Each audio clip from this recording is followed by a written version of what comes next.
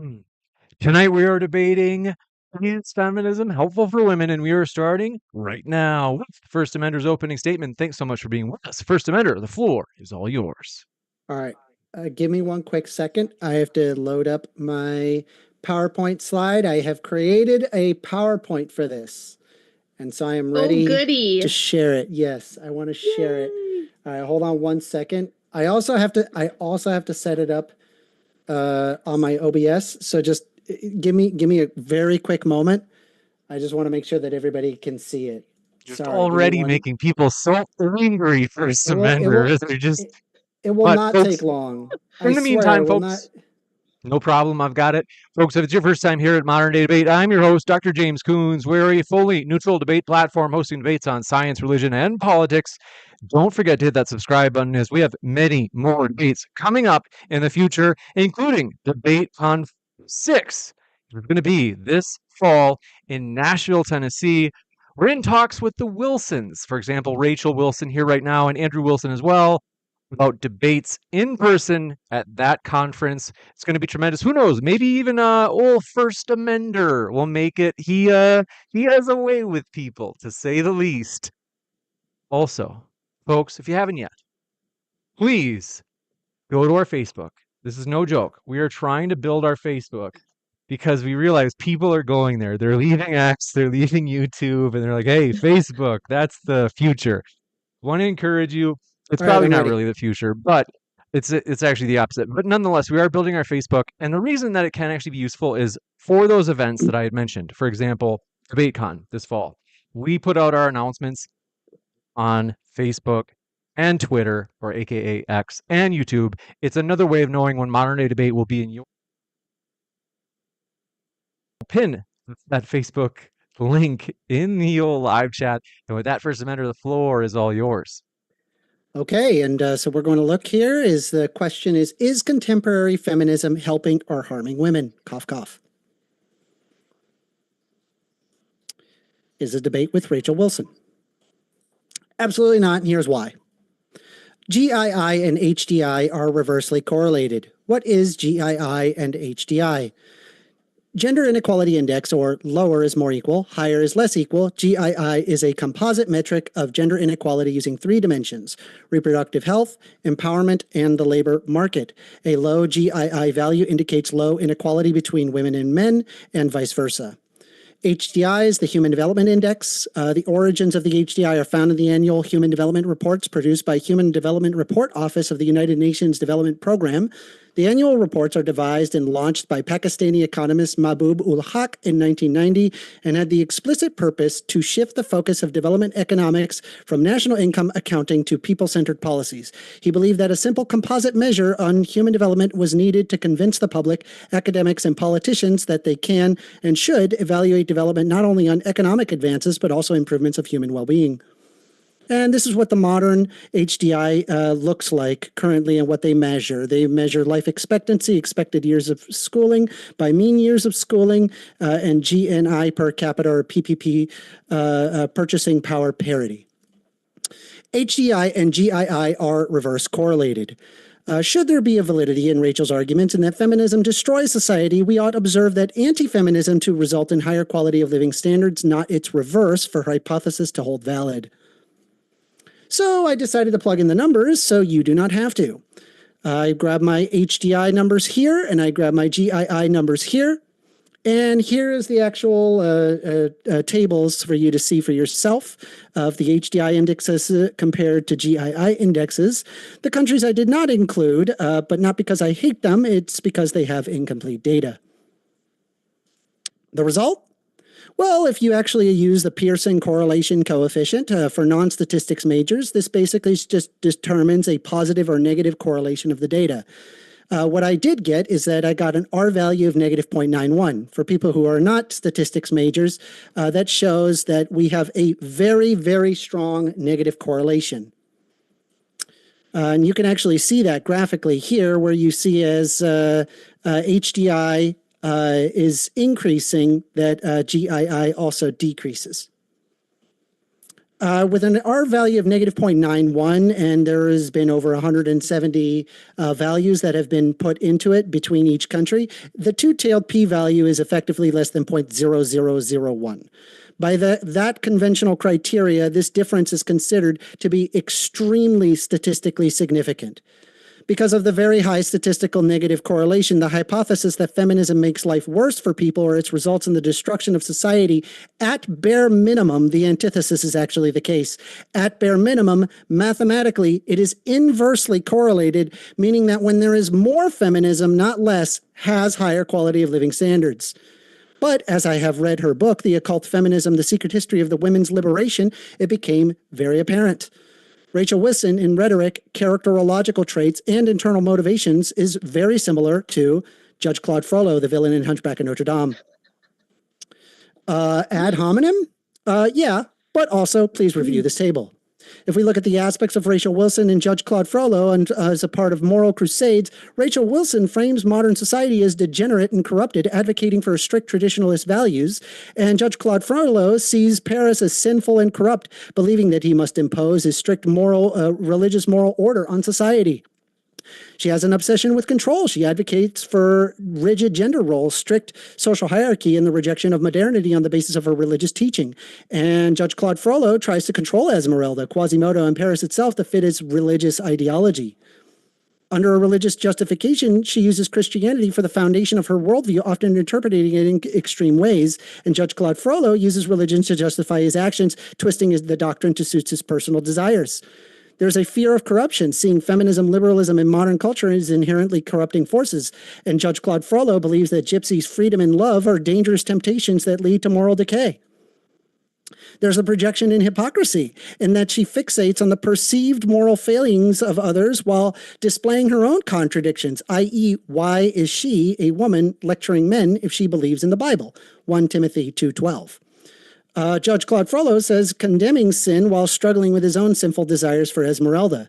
There's a paranoia and a doom prophecy where she paints an apocalyptic picture of the West's downfall due to the social changes, and Judge Claude Frollo sees the arrival of gypsies as a sign of societal collapse and impending chaos. And then there is a fixation on the women's role, obsessed with policing women's behavior, viewing deviation from traditional roles as catastrophic. And Judge Claude Frollo fixates on Esmeralda as both a symbol of temptation as something that he must control and or destroy. In conclusion, I have proved the hypothesis that feminism hurts women is mathematically and statistically incorrect. It is true that feminism at an empirical level helps women, and that I have provided my math in my presentation as to how I got to this conclusion. Also, Rachel Wilson is just like Judge Claude Frollo, the villain in Hunchback of Notre Dame. Do not listen to the arguments a Disney movie villain would make into how to live your life. Thank you. Wow. Thank you very much for that opening from 1stAmender. We are going to kick it over to Rachel Wilson for her opening as well. I want to let you know, folks, if you have not yet, hit that like button. We do appreciate your support, and it lets YouTube know, hey, keep giving me more of this. With that, we'll kick it over to Rachel. Thanks very much. The floor is all yours, Rachel Wilson. Thank you, James. And I'd like to thank 1stAmender for that.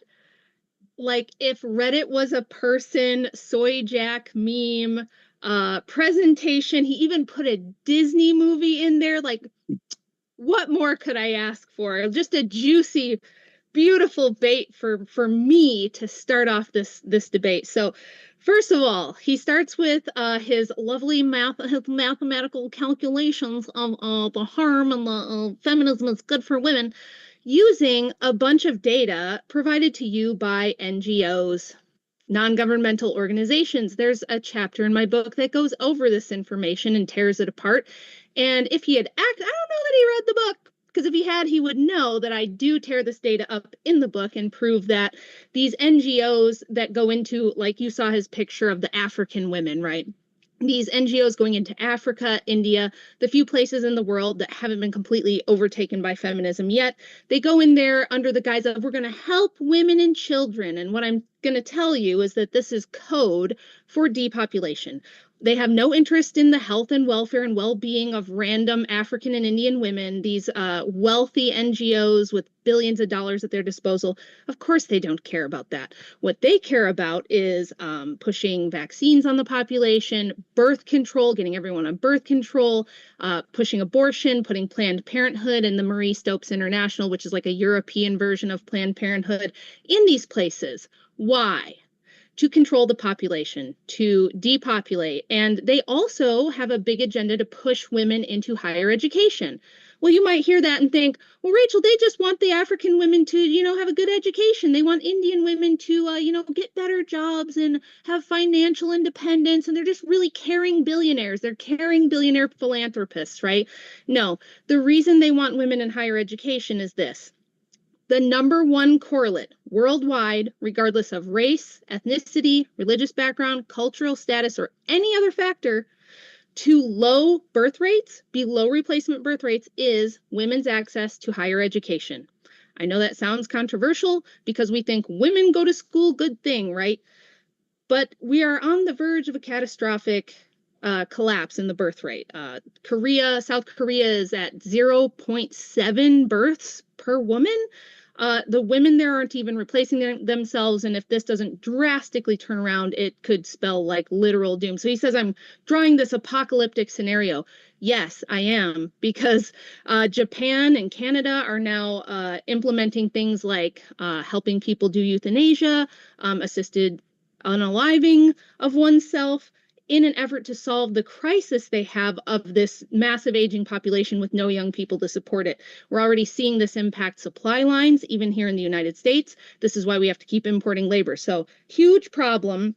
The NGOs want this. They want collapse, and it's so that they can remake the financial systems and move the grand chessboard around how they want it. It's social control. It's societal engineering. They've been at it for 200 years. It's well detailed in the book. By the way, the Kindle version is back up. Go get it now. And then also, he's talking about me pushing my religion and that I'm extreme. I'm not extreme whatsoever. And he said that, her hypocrisy is that why is woman speaking? If you believe in the Bible, why are you speaking? Well, 1 Timothy that he referenced talks about women staying silent in the church. The reason for this is that women are not supposed to be elevated above men. They're not supposed to be teaching men. They're not supposed to be in a position of authority, which I am not. I am simply here providing information and giving my worldview. I have no authority over James or 1stAmender or any other men that I'm aware of. And on top of that, my Christianity is not very extreme, right? I mean, I'm wearing a Metallica t-shirt. Let's go. We're not extreme. We're just the original version. I cover my head when I'm in church. I cover my head when I pray. I'm submissive to my husband. I follow whatever my priest says. So it's really not so extreme. It's just more common sense. And what I'm trying to do is prevent, the extinction of the human race, which we're on the precipice of. And the majority of men can't get a woman to date or marry them anymore. And women are miserable on top of it. I have multitudes of proof showing that his little graphs with all the little data points, it didn't tell you anything at all. It didn't tell you if feminism lived up to the promises it made to women. It promised to make them safer. It promised to give them better quality of life and make them happier by liberating them from what, you ask? From the men in their lives who have the most vested interest in their well-being, from the men who care about them the most. And instead, it destroyed that relationship and put women's happiness specifically in the hands of governments, world government organizations.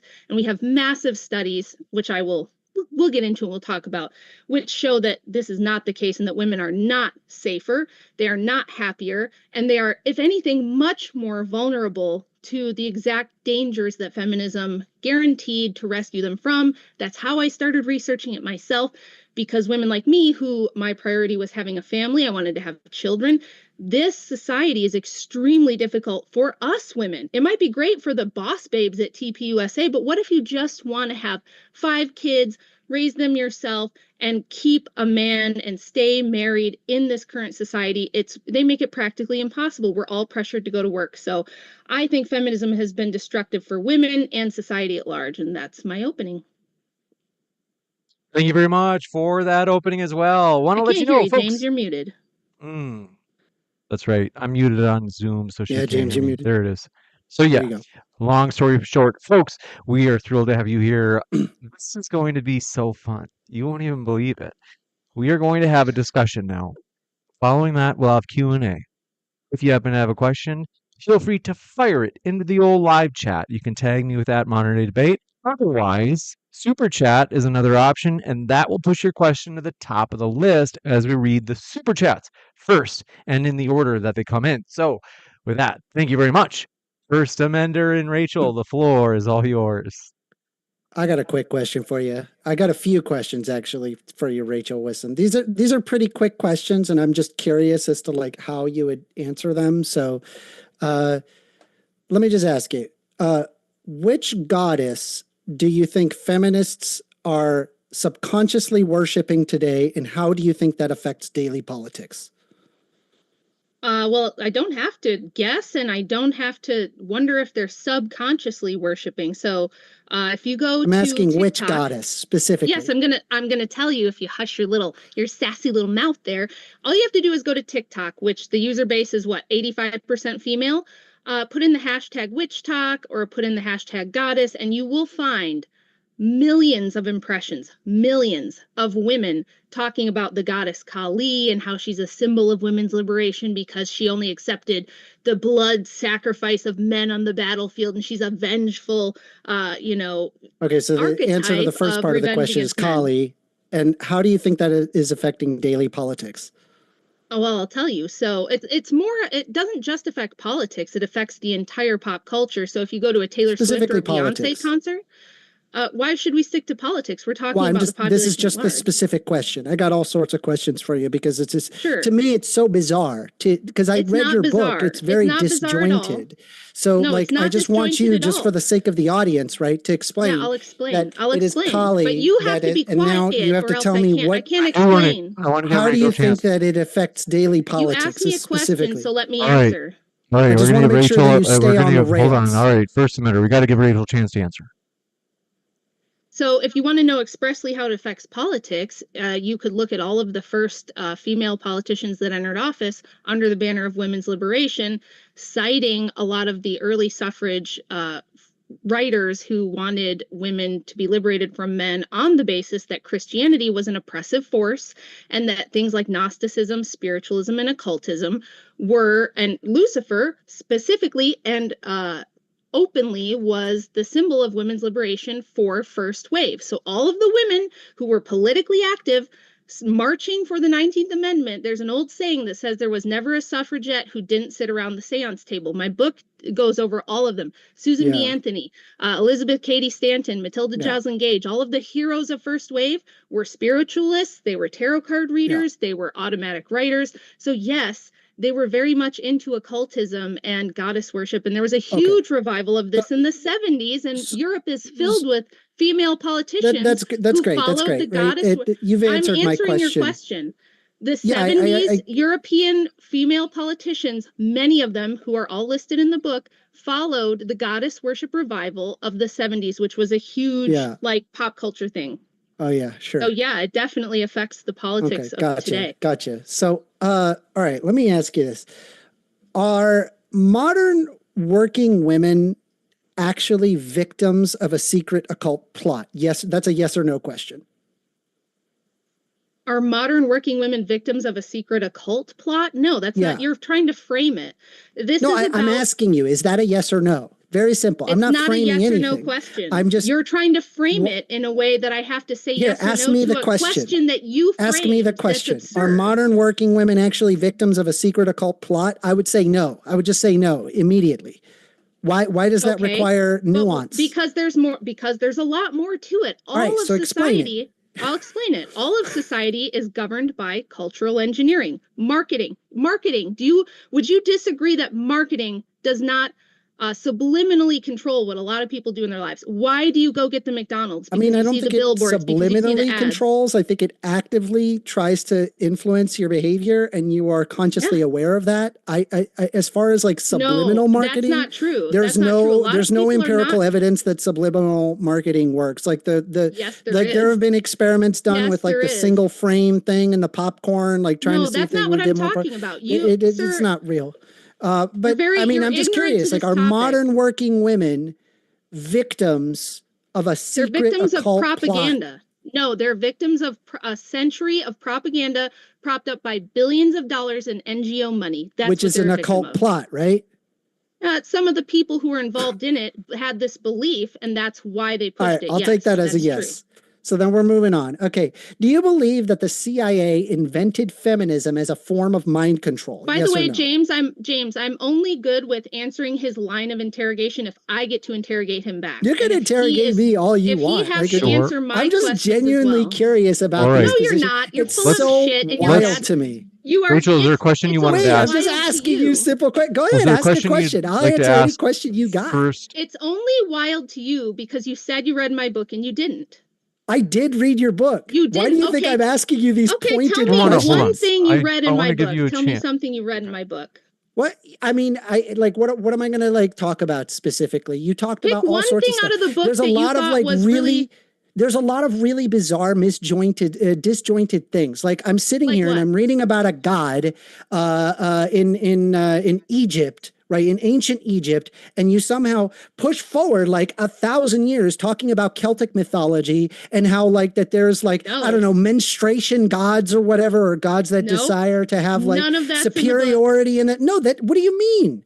That's not in the book. There's no Really? menstruation gods. No. I don't know So what hold you're on. talking So about. I just want to be clear, right? You never talked about pagan religions or goddess worship. Sure You didn't I talk do, but I about didn't like say anything Inanna or about- Lilith or Kali as symbols of female Sure. autonomy and power. Of course I did do. read your book. Why, I did read why it. do I, right? okay, why I'm saying do that I there's like say? a lot of disjointed stuff where you There's- try to First pair up Amendment. stuff we and it heard doesn't that work. already. We heard that already. Rachel's got a new question. So here's my question for you. Why did I bring those goddesses up in the book? If you read the book, why did I bring them up? I don't know. I think in your brain You didn't read that the book. You You have didn't this read the book. belief. Stop lying. Stop lying. I did read the book. I did. It's not You a didn't long read book. it. Okay, what's at the It's not end? a long book. What do I wrap it with? Just in general. I honestly, I don't remember off the top of my head, but I did read your book. You didn't right? read the book. It's been, to be fair, All right, right? let's say maybe he just read planned, selections, right, on like actually he's- reading your book, and then within the next day, And then you didn't. while And it then was you This is like fresh, a. I read your book. What do you want? Do you need a Just a- screenshot? You can't tell my me what the gosh, book is about. You can't tell me anything that's in Okay, it. You I hate can't to tell do me I this. what literally What I just have to do listed is- exactly what was in it. Okay, pardon my muting you both. Just to be sure that we get back to the topic of whether or not contemporary feminism is helping women, let's just settle, like maybe meet halfway and say that maybe 1stAmender read selections of the book, whether they be large or small, is up for debate, but we'll shelf that topic for whether or not the selections were large or small for another time. And then let's return back to the topic here. So I'm going to ask you to unmute, and then we'll go back to whether or not feminism today is helping women. Okay, so since you already asked me a bunch of questions, I have one for you. Where do you think feminism came from? How did we get feminism? You're muted. You have to unmute yourself. That's a different question. It depends on what particular culture you're talking about. I think there's Okay, a lot the of West. separation that existed. In the West. Mary Wollstonecraft. It likely started from Mary Wollstonecraft, and then that would be what we would consider modern contemporary feminism, which, by the way, I should point out, is a Christian deist. I don't know how you in the book, like you did label it as like occultism regarding Mary Wollstonecraft because that they were a deist, but I'm a little lost because what they would say that they basically gave their life to Jesus Christ.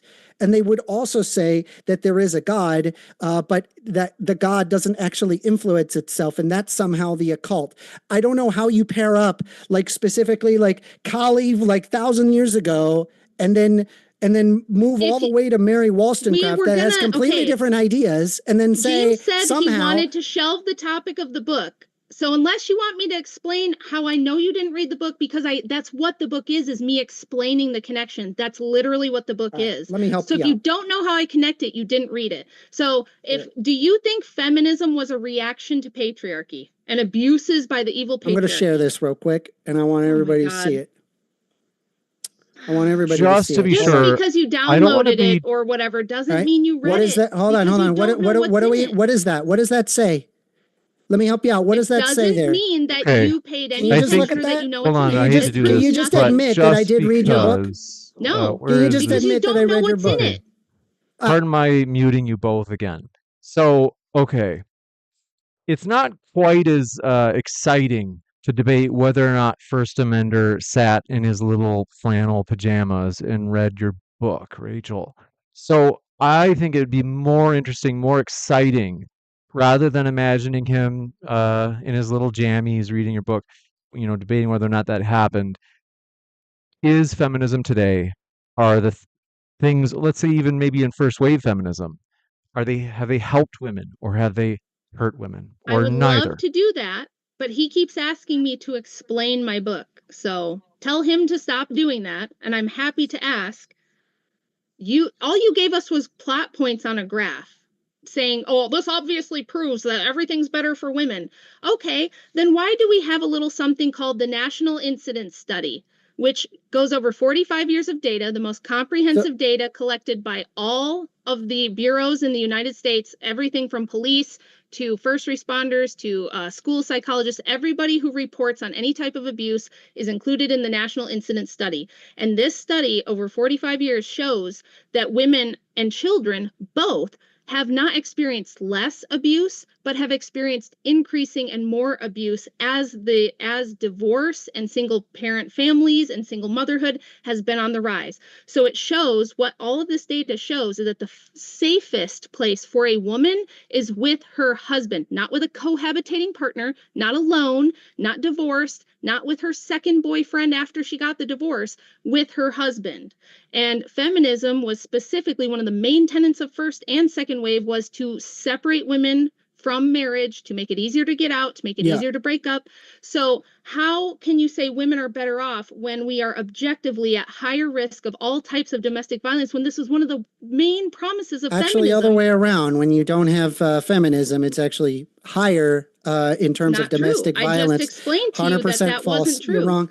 Okay, So explain. here's the thing, right? Like my Prove it. argument, like if you want to deal Prove it. with No, you just made a claim. You have to prove it. You said that I was you wrong. want me to Prove just sit it. there Show and the like look up a data. study, or can we like actually go Yes, back and I forth have on a this? study right here. I have the National Was Incidence that was Study, all which white? What was that? there's the National Incidence Study, which is this, I just explained what it is, huge government survey of all reporting agencies that have any types of reports of abuse of women and children, says that the safest place for women from 1970 to now, when they started recording this, is with their married spouse. And that to the extent that women get divorced, stay single, cohabitate with a partner is actually one of the most dangerous things. This was stigmatized before feminism. And now with women's liberation and no fault divorce and just live with your boyfriend and have his babies, women are experiencing higher volumes of abuse than they did prior. Do you have So I data just that want to be proves that wrong? so I just want to be clear, right? Like the IPV or intimate partner violence. That since there, would you say that there's? Let me back up. Is there more domestic violence now or less? Now, from when to when? Because it depends. They haven't Say been like, tracking this stuff let's say forever. from the 1990s to today. From the 1990s to today, overall, is there more or less? It's remained remarkably Is there stagnant more or since less the feminism 60s. in your mind? There's more feminism, and domestic violence has stayed Okay. about the same for 45 years. It's just stagnated, the Okay. overall level. So if I pull up a study regarding the intimate partner violence and find that it has declined significantly from the 90s to the 2010s, you would just say that you're wrong about that? I would say that I've done an extensive investigating into that, and it depends whose data you look at, which is why I went with the NIS. Yes, this is true. So there are certain places that you can report to that show this, but it's not comprehensive data. It doesn't go over everything. The NIS is comprehensive. It takes every type of reporting place that handles these kinds of complaints and shows that the overall rate has not changed much, because like the IPV doesn't always take into account all types of violence. It doesn't take into account all types of reporting. I had a big kerfuffle with I think it was Trent Horn about this, where he and I went back and forth, and actually he ended up saying, okay, yes, you're correct. The NIS is much more comprehensive. It actually shows that the overall rate is stagnant. It's been about the same for the last 50 years. And that the only places where there's less is in married families with both biological parents living with the children. Every other living situation is far more dangerous to both women and children, up to a factor of 12 times. So I mean, children who live I with don't know non-married what to parents. tell you here. I mean, you're just wrong. I'm not just wrong. I mean, You can like here, go I'll to go ahead. if I'll go ahead and share it so that way everybody can see it. Like I'm not blowing smoke up your bum when I'm I sitting here can bring pointing up to you mine too if you that want. indeed it is lower. Violence is lower than in the past. No, It had lowered no, quite a no, bit, no. Wait. Look, right? look. See, this is what I'm talking about. It says women killed by intimate partners using guns and other methods. Yeah. I That's mean, but not there's the more same. feminism now. So then why is That the is not, inverse the listen, correlatory? women killed is not the same as overall domestic violence. Most women who experience domestic violence I are mean, do never you need killed. overall domestic violence? A lot of that Yes, goes I need, unreported. How would you even know that? because of everything that is reported by all agencies, go to the National Incident Study or go to my Substack, which has all of these links and it has the charts and it has the graphs in one of my articles that shows Well, this so then what you need to have, right, is like is basically overall domestic if I violence. show you information that is antithetical to your position, you That's not say, well, that's antithetical. not That good is one enough. metric. I No, only that's need my yeah, own. that's not Well, good enough. It's how are one you metric. exactly going to measure that? A lot of this goes I'm explaining unreported. it. James, he won't stop talking ever. He asked me a question and I can't answer. And he did this with Andrew and he did this with Jim Bob. He speed prattles over you. I want Saying to give that Rachel because the plenty of saying that time. because the number of deaths has declined a little bit since the 90s is not indicative of the overall rate of domestic violence, because deaths are a tiny fraction. I think it's like 2% or less of all domestic violence victims are ever killed by the person who is doing the violence to them. Okay. So the overall domestic violence rate has stagnated for 45 years, and it has increased in every type of living situation except married biological parents with the children. That is by far the safest. Do you dispute that? Do you dispute that the safest living situation for women and children is in a home with both biological parents who are married? Do you dispute that? Uh, there does appear to be a correlation to that, and that's No, fair. it's not just a correlation. No, it is It's a an correlation because no, it's normally not. when It's an you're together and you have more overwhelming. money because you're Okay. together, then it would be likely that you would actually not have as much violence. I'll just read it Okay. here. That would All right, one logically sec. follow. Okay, let's hear. Okay, let's give Rachel a chance to respond to that. You had just explained why you think there is a correlation there, First Amender. Let's give Rachel a chance to respond to that. Okay, so I've got my Substack pulled up here. It's rwilson.substack.com. It's a piece called 45 Years of Data Proving That Fathers Are Not the Threat.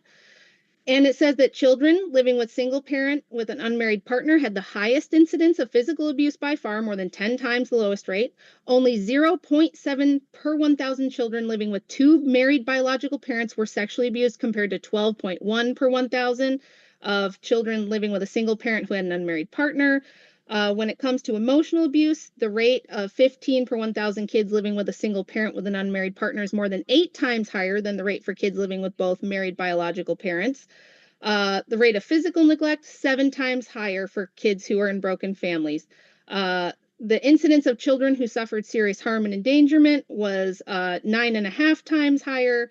And it continues. Now, here's probably the most relevant statistic. 68% of kids who were maltreated in these studies, this huge meta study, were maltreated by a female, whereas 48% were maltreated by a male. So this idea that the threat was men or the threat was husbands or the threat was fathers is a lie. It's a lie of feminist propaganda. It is not your married husband and the father of your children who is the threat. It's the guy that you shack up with after your divorce. It's the dude who you let into the situation after you divorce your husband, because they're looking for women and children who are vulnerable. Okay, so you have to look at the whole picture. You can't just pull up one stat of like just women who are killed. That does not give you the full picture. All right, great, fabulous. Let's prove you wrong again. I do love that goalpost shifting, though. That's fun. I'll go ahead and provide shifting it. at all. You're the one who shifted the goalpost by saying you have to just go by this one metric, which is women who are killed. Shh. Listen, the men are talking. The men are talking. You're a little boy. You're not. So if you look right here, if you observe right here, you can see that there appears to be the offending and victimization rates between 1976 to 2017. The current explanation as to what that spike what's is the source? to what later are we looking on. At? I need to know what we're looking at. Yes, this is a paper called Gender Differences in the Patterns and Trends of U.S. Homicide between 1976 to 2017. So it's just homicide again. This is it's just homicide. We're talking about abuse. You're wrong. You're wrong. Right. Also, this includes abuse because it's talking about offending and victimization rates. So yes, it is also including abuse. It's also lower. Again, there's more feminism, right? But we don't see this sudden rise. However, it is fair to say that we can say there's not a sudden rise. There has been a sudden rise, and yeah, it's down. Yeah, no crap, it's down. No, exactly. It's stagnated. Your argument. You're wrong. No, you're wrong. How is that stagnated? How is that? How is that trend that is obviously going down? How is that? How exactly is that? That is not an overall rate of abuse. That is not an overall intimate partner violence stat. That is just offending and victimization rates for men. That's the graph I love I'm it. No. You're wrong. If you here, let me help you out with your reading. Okay. If you'll notice right here under figure 2, it says offending and victimization rates for women. And you'll notice it's very similar. Right? It's the same thing.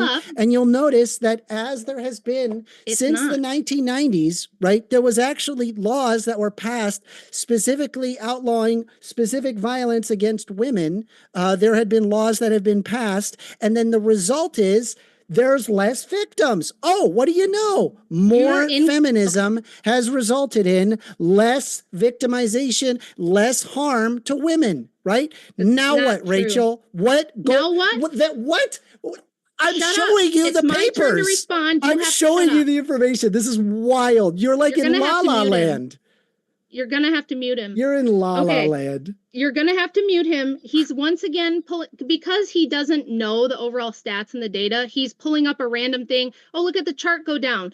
Yeah, the chart is, he didn't scroll up to show us what offender and victimization means, how they calculated that, who collected it, what the population size was, nothing. I'm talking about overall domestic violence rates in the most comprehensive data that we have. We don't even know what we're looking at when he shows us that. He just shows us a line that goes down and it says victim and offender. That doesn't tell us anything. So we're talking about if feminism has protected women, then why is the overall domestic violence rate for women and children the same after 45 years? And if you want to know for sure, pull up the National Incident Study yourself. Go to the federal government website and pull it up. And it will show you that it is the most comprehensive data set that we have.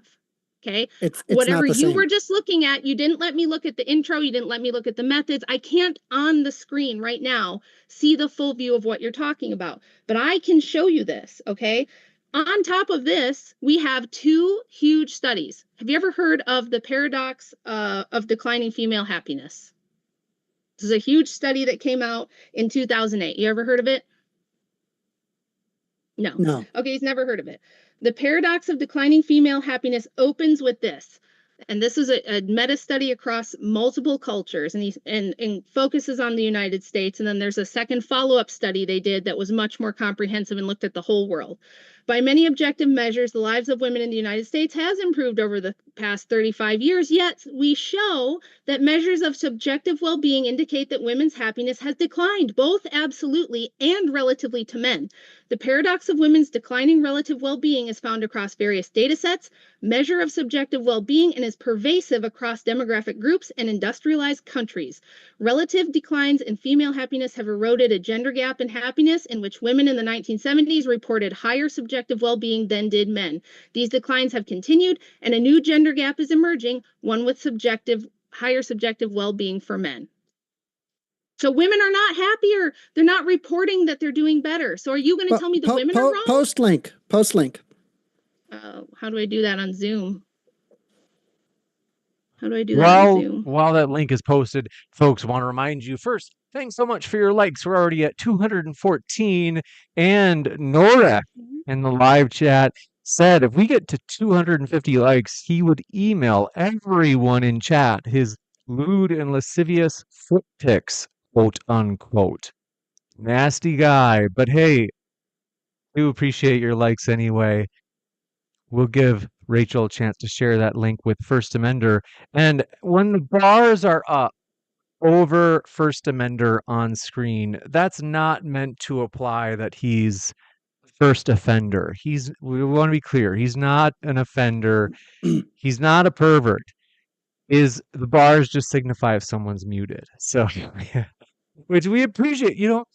I want to give I got to give credit because it's true that 1stAmender, he has a way with people. Everybody by the end of the debate, they're just enraged and they just want to look at his little face. He just is Okay, I have nonetheless. the link, but I don't use Zoom a lot. Where do I share it? Is there like a chat? Yeah, you should see a button that says chat. Oh, I see you it. click I see it. and then you can just paste it. And you can Okay. see that I have the one where you could just see the paper itself and then where it was actually published in libertpub.com. Anyway, let's take a look Okay, at but your Yale paper. back to 1stAmender. You just want to face. But the point is, I got to give him credit. He comes back here every time, even though they can, the chat sometimes, not everybody in chat, but some of them. And then also sometimes the speakers, I remember a little 2-on-2 debate, Alex Stein and Isabella Riley. They tore into 1stAmender good. They called him first offender, among many other things. But again, he's not an offender. Thanks for your super chat. Rate me, XD. Uh-oh, says Rachel, you're wasting your time on this low testosterone, crying. Is pinko a bad word? What's I, pinko mean? I don't care. I don't care. It's just a dumb Okay. ad hominem. Okay. Well, don't worry. They're not done. He said he's a secretion from a cockroaches. Oh my, we can't say that word. YouTube has become more. I'll give Rachel a chance to respond to 1stAmenders if you're ready, Rachel. Otherwise, I can keep. Yeah, I've posted a link to the paradox of declining female happiness and the 2022 follow-up study, which amusingly states by the authors, we find that one part of the female happiness paradox is very robust. When answering questions about negative affect, women are always and everywhere more unhappy than men. This is true across time, country, and across different metrics of negative affect. LOL. So, Rachel, your Pretty paper funny. doesn't actually really address specifically violence against women. No, it's overall happiness. So, Since okay, you and I hold on. can't Here's the can't thing, agree about right? violence, I thought we'd just go to Here- are women happier? You said it was Well, better here's for the thing, them, so Rachel. women are here's the saying thing. they're not happier. There's a decline in reported happiness. That's fair. I was not even contesting that concept. Well, then however, how when could I'm feminism referring be to the helping women violence if they're against, less happy? well, I think If there's they're probably worse. more to life than just simply happiness, and there's probably certain life satisfactions that cause that to be the case. I mean, there's a current increased expectations in role expansion, specifically in your paper that you have listed, where they're saying that women's roles has expanded beyond traditional boundaries, which encompasses both career as well as familial responsibility, and that the pressure to have it all have led to increased stress and decreased overall happiness. I wouldn't even necessarily disagree with that. I think if you're like doubling the overall workload from like being stay-at-home to being stay-at-home mom and working a full-time job would absolutely increase that, right? Pick one or the other, not do both, or at least share the workload with men. That's perfectly like that would be fine. The work-life balance challenge appears to be the concern regarding your paper. If you're talking about the emotional labor as well as household responsibilities, if anything, like people where it's like expected that the woman must be the one that deals with the household responsibility. It's that kind of mentality on top of having to work, which would result in this unhappiness when really the working in the house and doing housework, that's not just woman's work. That's also men's work, right? It's a team effort. Right. Okay. And that would result in better happiness, I think, in my opinion. I have to ask you then, is women's right to work, did like feminists fight for women to have the right to work? Is working a privilege, a right that we fought for? Yes. Okay, then how can it be a right and a privilege, but it's also like a burden that makes life It's a harder right. for us? I wouldn't necessarily call working a privilege because you kind of need to do it in order to like survive. But why didn't we need to do it before 1970? Why didn't women need to work outside the home before 1970? Do you know why? That's a really complex question. It's I think actually it has pretty to do with a simple. myriad of factors. I do believe that we had created the Milton Friedmans of the world and the Margaret Thatchers of the world that decided to erode away at unions and make it a lot harder for people to No, be able to make ends meet, nope. It's which then actually very resulted simple. in. Do you want Is to it know the really? answer? Yeah. I'll tell you the answer. Yeah, The go answer for is it. because we pushed women after the creation of gender studies in 1970, the publishing of Ms. Magazine, and this huge campaign by now to push women into the workforce. We doubled the workforce almost overnight. Within a Yeah. span of about 10 to 15 years, women flooded the workforce, doubled the labor force. Wages have Yeah. never recovered, and we now have a two-income economy. So in the 60s and all of human history prior, you could raise a family with So you don't 7 have it. You people don't think that on has anything to do with the fact that we've eroded away at unions? No, no, Can I women don't. be bosses? Can they make businesses? Are women capable of making businesses? Are they capable of Yeah. making businesses? Can they make Sure. businesses? Yes. Okay. So if you double the workforce and you double the amount of people that makes businesses, wouldn't that increase No. standards? What percentage of the workforce is people who own businesses? It's a very small amount. And guess what? Yeah, but there would be an increased amount, would there not be? Women don't. Yeah, some women own businesses. Okay, but so then it would just be still additional trade and it would result in higher quality living outcomes. And have you ever looked? We've observed this in the past, I think it was like during the Islamic Golden Age. Hold on, I it do was want one to, of the just only to be sure, societies. What? just to be sure that Rachel has a chance to speak as well, because I do appreciate your passion, First Amender, but sometimes I just want to be sure that there's approximately equal input during the open dialogue. We'll let you get back to that thought. Let's get to the crux of the matter here rather than quibbling over economics, which we could do all night and we're not going to agree. There's this inescapable fact of biology, which is that there's only one sex that can have the babies, and that is women. And women and you, sir, First Amender, have been told this lie that there's nothing more to motherhood than 9 months, you pop out the baby, and then it's a nights and weekends thing that you can do around your job. You can do it around owning a business. You can have it all. And as a woman who's had 5 children, I will tell you, said that? motherhood is not a part-time nights and weekends gig. Motherhood is a lifetime thing. Of course it is. And tell me how it makes sense for us to outsource the raising of our children to low-wage daycare workers rather than the woman who is the mother raising the kids. Because people have to work. You're going to give it to a random other woman. Now, well, this because people woman have is to work. burdened. And just so you're aware, right? Like prior to the 1970s, women still had to work. Hold on one second. Let's just give Rachel a chance to finish this sentence, and then we'll go back to you on the point you had first. Up until women's liberation and pushing moms into the workforce, we didn't have massive daycares everywhere, and the children were raised by their mother. Some idiot decided, well, I know who. It was idiots at Ms. Magazine and the Ford Foundation and the Rockefeller Foundation who wanted to double the workforce, stagnate the wages, tax the other half of the public, and put all the children into state-run schools.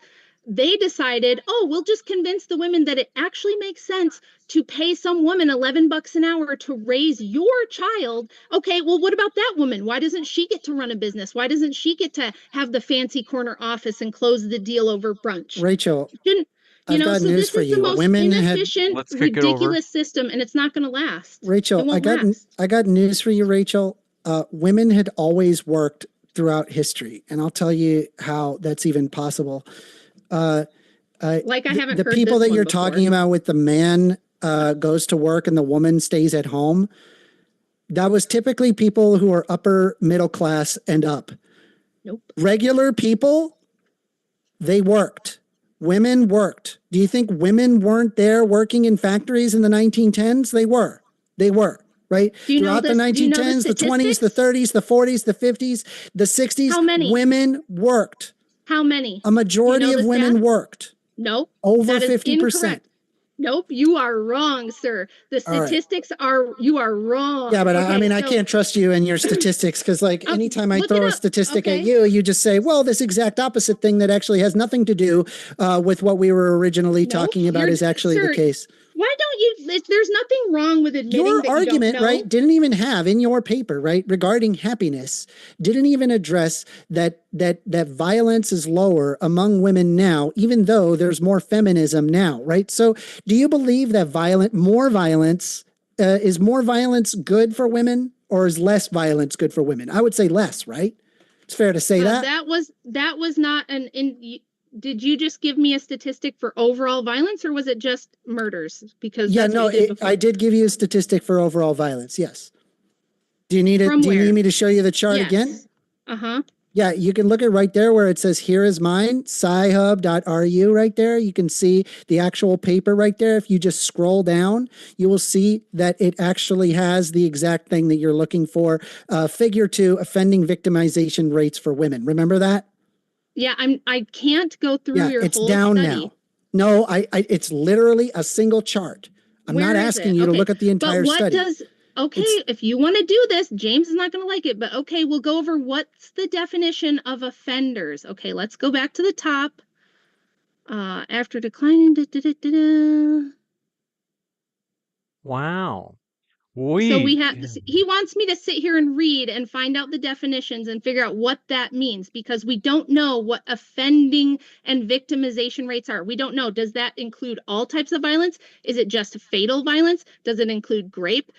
We don't know. So we're going to have to go dig through. But just to go back to what he was saying that was incorrect from my book here, and this all right, is but I mean, is it fair to say that wait a minute, the let me homicide and respond to. victimization rates is lower now, right? No, it's not. That is, I can't look at that. Numby And go I have down. to, What do I'm literally saying the offending and victimization rates is down now than it was in 1976. what does It offending is and clear as victimization day. rate mean? What does that We term could mean? talk Go to about the that, definition but and it read is it to fair me. to say, under the definition that is in here in the James, paper, offending and victimization rates for women is down, right? no, We're not in make believe land. what, We're all in right. what Hold reality does on. land, All right. right? First Amender, let's hear from Rachel. Everybody he saw have? the chart. No, My First Amender, you're God. not Rachel. Shut up for a He, second.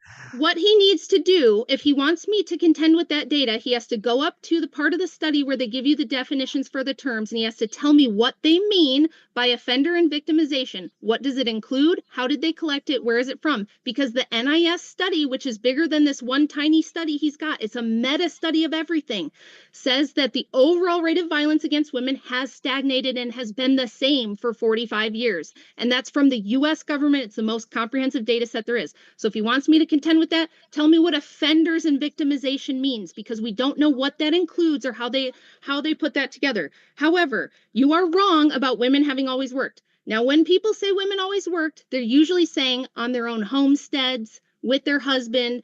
Prior to the Industrial Revolution, when your husband was like a blacksmith making horseshoes and you were milking the goats and everyone was on the homestead. Yes, but after the Industrial Revolution, absolutely not. In the United States, in 1940, the number of children under age 6 with mothers working full time outside the home was 6%, sir. So, no, it has not always been this way. Everyone's mom didn't work. I'm 44 and I was born in 1980. And when I was growing up, most kids' moms were still at home. It wasn't until the 90s that it became more than half of my friends whose moms were always working outside the home. You're wrong. Just admit you're wrong.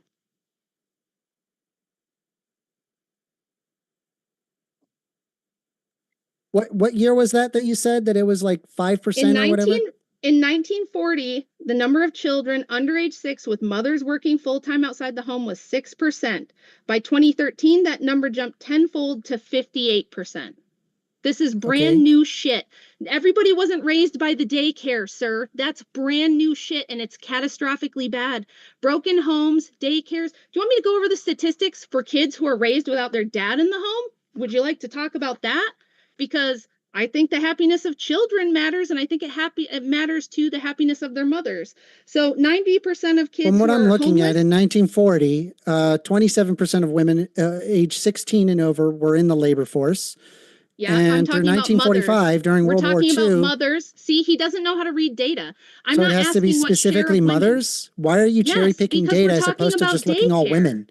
I was Because talking you about said- women in the labor force. Because you said the burden, the reason women were unhappy is because they have to work and raise kids, and that it shouldn't be both, and that the I life think I would be balance is fair to hard. say that generally speaking, if a woman has a child, then and they can actually afford to be helping the child at home, then yeah, it would result. I mean, again, this really comes And down to wouldn't like more throughout the women be able to 1950s. afford that? Wouldn't throughout the Wouldn't- 1950s, stop talking. Wouldn't throughout the 1950s that there would have happened unionization where your rights of how much you were getting paid, as well as like workplace conditions, that was actually negotiated, that would allow or enable women to be able to be stay-at-home moms? Do you think that that's possible?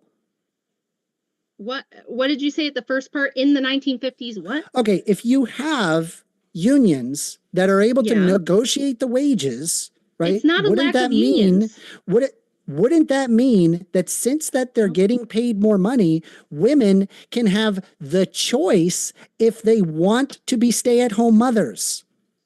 That would be nice, but that's not what crushed men's wages. What crushed men's wages was sending all the women to college. Women worked in the past. No, not then. I just told Yes, you they that did. no, they didn't. Not in You large said not numbers. mothers, Okay, hold but on. I We get showed it. you Okay, women, and it hold is on. that. You We said all right. 16. One sec. I You hate to have do to this. mute him. He's So just okay, won't let hold me on one talk. sec. So I'm just I'll gonna quick explain jump it. in. Okay, so one of you is saying yes, they did in the past. One of you is saying no, they didn't. Okay, we got that. Who is it? We'll go to first Rachel.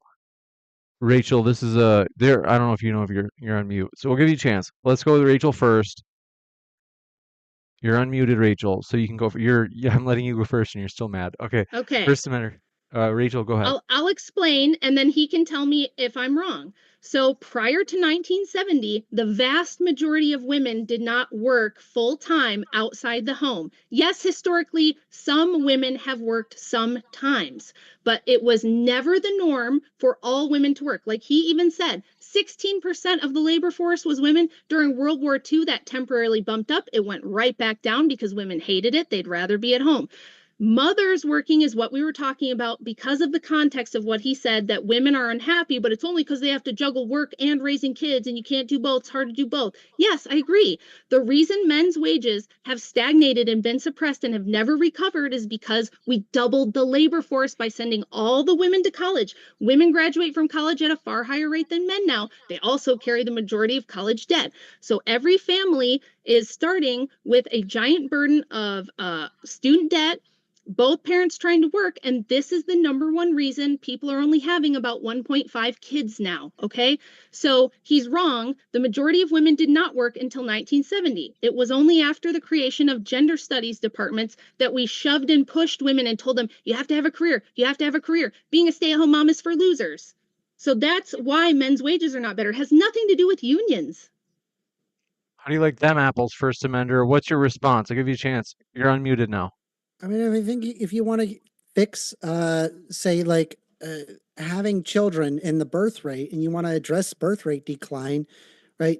We can argue for universal child care. We can have child allowances or child tax credits increases. We can have free or affordable health care, paid parental leave. We could increase housing affordability. We reduce education and debt burdens. We create a family-friendly culture. We can open up on immigration. We can promote relationship stability. These are all concepts that exist on the left. Whereas like your argument is like, we should just like control women and like force them to be like baby factories or whatever, which is really weird. I don't know. I mean, you're the one that sits here and says, and says that this is like a secret occult plot. Like I'm supposed to like talk statistics and He's reason trying on to this. make me sound like a conspiracy theorist. Yeah, because you are. That's what you are. No. If you actually read the book, which a lot of people in the chat probably already have, but if you haven't, get the book I'm sure and they find have. out for yourself. They're really known for their reading. That's not what I say. I don't say there's some occultic plot. I'm saying that the origin of these ideas that women must be liberated from the men who love them most, that childbearing is oppressive. Like he just said, baby factories. Do you know how many times I've been called a baby factory? It's a pejorative. It's a slur to I do call remember women you saying that in the to call women in who the care about being book. mothers and care about motherhood and take that seriously, to call them baby factories. That came out of second wave feminism. I'm saying you're That was treating them like they're baby Simone de factories. I think Beauvoir they're is the more than one. just being able to make babies. No, I'm not. Simone de Beauvoir is the one who started calling women breeding mares and baby factories. Margaret Sanger, first wave, called them that. Well, Okay, the way so that you're talking about them, that's effectively what it's treating it out how? to be. How is it Because what I I'm think saying? if a woman makes the decision, I don't want to have kids, I want to work, that's fine. That doesn't Okay. bother me at Okay, all. And that shouldn't bother you. Does it bother you? I'll answer. You want to know if it bothers me? Yes. It bothers me because I know why they say that. He's gonna laugh. This is not funny. Yeah, because it's insane. It's insane. It's not insane. Anybody It's not who's insane. like Let me explain. who's like not in like Let me I don't know, explain. hyper right wing circle world. It's not. I hear that and go, that's wild. First That's Amender. crazy shit. First I'm let's go literally back. saying, Let's hey, go back people to have a Rachel. right to make a decision for themselves. Very Thank you. simple. We're gonna That's okay, a we nice got it. talking Just gonna point. go back That's a to nice Rachel now. talking point, but that's not what happened. Okay. Women didn't sit around in their homes surrounded by, because this is what it was like before feminism. All the women were home. So you didn't have to just, your mother was there, your aunt was there, your cousins were there, your sisters were there. You had community. Everyone was home. All the children were raised together. Families had a lot of close knitness because the cousins were all raised together. All the children and all the women were together all day, doing what they do in the homestead and doing what they do around the house. What happened is they did not look around one day and you go, you know what? This sucks. This is oppressive. And I feel like I just don't have the personal choice to work, because they always did. They always had the choice to work. It's just that most of them wanted to have children and be with their sisters and their cousins and their mothers and raise families. What happened is over $1 billion of propaganda in just a couple of centuries by progressive industrialists telling women that you being a mother is oppression. And what you really want is to go work in a factory. You know what would make you happy? Being in a cubicle all day and submitting to your boss. That's where the good stuff is, lady. You don't want to stay home with your own children and be their mom and be surrounded by family. No. You want to go work for Bob in the cubicle all day, and you want to do the reports, and you want to put the packs in the screws at the factory and stand on your feet for 10 hours a day. Doesn't that sound good, ladies? Because I'll tell you what, he's talking about personal choice, and it would be nice if we had personal choice, but women are hammered with propaganda from the time they're born, telling them that being a mom is oppression and that it's for losers, and that if you want to be a strong, independent woman, you have to be like Beyonce and Taylor Swift, and you don't need a man, and men are just going to abuse you, and children are going to ruin your life and take away your autonomy. It's about propaganda. All of history is a propaganda war, and feminism is pure propaganda, and we've told women this. We've told them that you want to be in the cubicle. It's bullshit. It's lies. So like you being forced to work 10-hour days and having poor working conditions is an argument in favor. I didn't say in my poor working conditions. suggestion. It could be great working conditions. It still sucks. Yeah, I mean, I let you finish. So, you know, you're being forced to work 10-hour days. That's a really good argument for unions. I agree with you. Now, let's assume, right, that 99% of women decided to be stay-at-home mothers. Great. I don't have an issue with that at all. I just think it should be up to the choice. And you, Rachel, sitting there telling people if they choose to have a career, you see that as somehow degenerate, as something that is a terrible. I never said that. You literally suggested earlier, did you or did you not say that I don't think that they should be out in the workforce? Yes or no? I did not say they shouldn't be out in the workforce. You did say stupid. that. Okay, No, so you're lying. Here's what I now said. I know that you are a liar. No, I now I'm just going to ask a simple Are you question. gonna let me respond? Are women who do not follow Are you gonna let me Christianity and respond? choose careers damned or spiritually corrupted? No, I would never say that, you fucking psychopath. Okay, you so no. absolute Okay, that's Hey, good. one That's at sec. least a no. So I'll Just give you, at least you I have something in your head He there. is That's straw working. manning me. That's He good. is lying. No, and I just need to asked a simple respond to that. question. You said no. Nope, I'm Fair going to enough. respond We to can it. move Shut your on. little we twink will go mouth. back. Shut your little faggoty twink mouth, okay? Because All I right, said hold on a what I second. said is, I all right, think I'll even calm down. YouTube may not allow that yet. I think they're moving in the open free speech direction. I know that they let us get away with honky and cracker. They did. I said it the other night a bunch of times. But we do want to just redirect back to the original question before First Amender asked his first question. I think, Rachel, you had said, but it's okay if First Amender, one thing to just remind you is that if First Amender says something where he asks like a new question, it's okay to be like, bro, I'm not answering this new question until I get to respond to your last one. But go ahead, Rachel, I'll give you a chance to respond, and the floor is all yours. Let's see. Unmute. Okay. Yeah, so of course that's going to tick me off when he thinks I think people are damned. As an Orthodox Christian, we do not make salvific claims about who's going to hell and who's going to heaven. We don't do it. Okay, so let's get that straight. He's trying to paint me as a crazy person, as a conspiracy theorist. It's slander, it's lies. I never said women working is degenerate. What I said is that women have been conned, they have been lied to, and they've been told that this absolutely insane system, which you haven't answered to my question yet. How does it make sense for me to take my 5 children that I love and I'm their mother and they belong to me and drop them off at some random daycare center where people they don't even know, who do not have a vested interest in their well-being, are going to be paid a low wage to raise them all day while I go work? And on the subject of working, do you know, you're talking about working conditions? It's not that women have bad working conditions. It's that for the last 100 years, women have done the same jobs. No matter how much we try to push them into STEM, no matter how much we try to make them be the CEO, most women are not going to be the boss. Most women are going to work retail, nursing, daycare. They're going to be teachers. They're going to be bookkeepers. They're going to have these menial labor jobs that they don't care about the way they care about their children. And you're selling them a bullshit dream that they can go be a boss, that all of them are going to end up being Taylor Swift or the women on Sex and the City. That's not real life either. All right, First Amender, give you a chance to respond. I'm gonna there you go. I mean, you said, does it make sense to take kids at daycare where like a stranger is like taking care? Am I steel manning your point? Yeah. Correctly? How does it make sense for me to let someone else The do answer that is when I should raise them? it does make sense under the current paradigm, and the reason why is because people need to work in order to make money, and so more people need to work because we've been eroding away at the rights of the working class for decades, and so what we need to do is go back to what we had in the 1950s, where we had a high marginal tax rate, as well as combined with strong unionization rates, which resulted in very high quality of living standard. Yeah. The thing that changed, we've been over this already, the current paradigm, the reason we have a 2-income economy is not because of unions, not because of tax rates. This changed specifically. You can see this. I'm working on a piece about it right now with an economist, actually. From 1970 to 1985, the workforce doubled because of one thing, pushing women into the workforce. They were only a very small portion of working outside the home in the workforce prior to that. And when this huge propaganda wave started telling all the women to go to work, y'all want to go to, don't you want to work, ladies?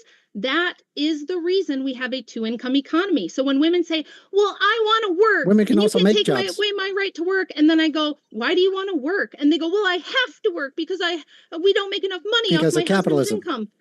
It's not capitalism. Then yeah, it is. Okay, it's because you need to survive. If it's capitalism, why was this not the case until 1980? Did we start capitalism in 1980? Well, because we started with the Margaret Thatcherites of the world and the Milton Friedmans of the world and eroded away at the rights of the working class for a long period of time. Yes. Prove it. What do you mean? That's exactly what happened. Where's your data? No, that's not what happened. No data that I show you is going to prove is going to show the argument, because I literally showed you a number where the number is literally going down, and you're like, it's not going down, it's stagnant. Did we have capitalism in the 1920s? I want to ask you. I'm actually curious of another question. No, I'm not going to let you get away. Should women be forbidden from political leadership because it invites demonic energy? Simple question. I appreciate your questions, First Amendment too. Rachel said earlier in the debate that she wants to be able to ask questions as well. So let's go with Rachel's question, and then we'll come right back to yours, First Amender. Okay, that was a nice attempt at dodging, but did we have capitalism in 1850? Yes or no? Was America capitalist in 1850? You can just nod. Yes, it was. Okay, what about in 1910? Yup. What about in 1930, 1940, 1960? So how come during all those times when we were definitely a capitalist nation, did we not have a two-income economy and none of the women had to work? For the most part, there was always like really, really poor people that maybe they did, but the general public, the man worked, the woman stayed home. We did that for all of human history until 40 years ago. What changed? Not capitalism. Capitalism wasn't invented 40 years ago. One thing changed. It was pushing all the women into the workforce. Explain how I'm wrong. Oh yeah, he's on mute. Sorry about that, First Amender. I will unmute you, and you guys have a time limit. Because Just to be sure. I can go okay. till about 10. Are we? What time zone? I do. What time I, zone for each of you? I'm on I can Eastern. go till It's about 9:12 10. currently. Ten. I'm hard cut What off at time about zone for 10? 11:30. 11:30 is hard cut off. I could push it to 10:30, but Andrew's in California right now, so I do have all the kids and everything. So 10:30 in what time zone? Eastern. Eastern. Okay, 10:30 So like Eastern. an hour and 15 more. Okay. And then First Amender, what about you? The latest that I could be would be 11:30. It's currently 9:13. That's the absolute latest. I got to go after 11:30. I mean, you're talking about 11:30 Eastern, right? Yeah, Eastern. It's Oh, currently 9:13. so we'll have to go when she has to go, right? Okay. Yeah. We'll give First Amender a chance to respond. First Amender, and then folks, we will have Q&A coming up in just a little bit. So, First Amender, floor is all yours. Yeah, I mean, like we had capitalism back then. I mean, throughout the 1910s, 1920s, 1930s, it wasn't necessarily very good. We had a wartime economy that we had to go through. Women had to work as well. I think it was like upwards of 40% of women had to work during wartime. And then by the 1950s, we created the GI Bill, as well as lots and lots of different unionization efforts that improved the quality of living standard. Both women and men had the ability to work if they decided to do so.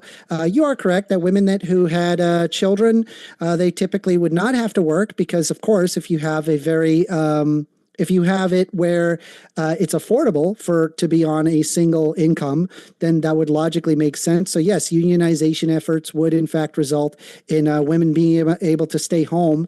And then, of course, later on, when we have the monetarist theories of the world, and then finally the Margaret Thatcherites and the Reagans of the world that eroded away the rights of the working class, which is why that you can see that the exact productivity index appears to be increasing. However, that the pay has remained stagnant since the 1970s is a very strong indicator that it is in fact the issue that things are less affordable and so women have to work.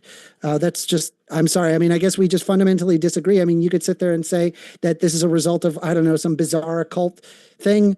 That's not what I said. Stop strawmanning me, dude. I mean, you wrote the book. I don't know what to tell you. That's not what was That's my what argument. you believe. My argument to you here. What was my argument to you here? You're just trying to deflect because you're getting your ass You said there was. You said that there was capitalism in the past. Yeah, I mean, I guess so. I said we've always had capitalism, so it can't be capitalism. If we had just gotten capitalism in the 80s, you might be right. But here's the thing. You have already decided that I mean, it was a very low working life. It was pretty crap in the 1910s. It was crap in the 1890s. It was crap in the 1920s. It was crap in the 1930s. It was only until like post 1940, 1950 where like you have a heavy unionization effort as well as tons and tons of money being poured into R&D that it resulted in a higher quality of living standard. Like, I don't know what to tell you. Like, I guess like if all women just all of a sudden, if all women, like, do you really believe if we pulled all women out of the workforce and then they all became stay-at-home moms and started making babies, do you believe that life would get better? Oh yes, I definitely do. And I'll explain why. You're out of your mind. Why? Why would that? Well, because you're halving the workforce, you're halving the amount of people that work there, and then what you're going to end up doing is you're going to have an overpopulation problem, right? You're going to have it. men's wages, I guess it could go up, but that's like you would be looking at a giant deflationary spiral that would invariably destroy the economy. Absolutely. That would make the world a worse place. So I'm going to ask you a question now. It's my turn. Should women I got to respond to that. I got to respond to what you just said. It invites demonic energy? Question. I'm not gonna do it until you let me respond to the first question. Rachel's like, hey, all I said was a statement. I didn't even make a question. No, you said, do you think that if all the women went back home and had babies instead, would things be better? Now you're asking. You answered it. You said yes. Yeah, no, I didn't. You didn't give me a chance to answer. You're framing it as though this is going to be something that happens overnight. Of course, if we rapture all the women from the workplace back home on, in one day, that wouldn't be bad. Or that would be bad. That's not how it would work. What I'm advocating for, and first of all, you need to stop thinking you're fighting some Reaganite Republican. I'm not a Republican. I hate Reagan. He's the one who gave us no-fault divorce. I don't like Thatcher. I actually wrote a piece of why Thatcher sucked. Okay? So you're not talking to some MAGA Republican person here. That's not even my purview. What I'm advocating for is to dismantle the feminist propaganda, show everybody the lies, show everybody how dishonest the movement was, that it was never a grassroots thing, that it was a top-down effort from wealthy progressive industrialists who wanted cheap labor and to double the tax base and wanted kids in a Prussian school system where they could be, programmed to become good factory workers and good soldiers, according to the Prussian system, okay? It's pretty progressive view that I have from your worldview, right? Those people lied. And there was a massive billion-dollar propaganda campaign that took a century to convince women that working for some dude is freedom, but, tending to your own family and submitting to your own husband is oppression, okay? If we just undid that and we actually gave women the choice, I want women to have the choice. I want them to know the full story and I want them to have the full picture. And if then they still choose, you know what? I don't really want to be at home with my own children all day. I really don't want the kind of life where I can make my own schedule, prioritize what I want to do and put my time and effort into what I think is important, which is raising my kids and investing in them and educating them how I want to educate them. Doing, maybe she has a side gig from home. That's fine. I'm not against these things. I'm not trying to shackle women to a stove. That's ridiculous. I want them to have the choice. So what I would advocate for is a slow transition where women get the full story. And a lot of them do go, you know what?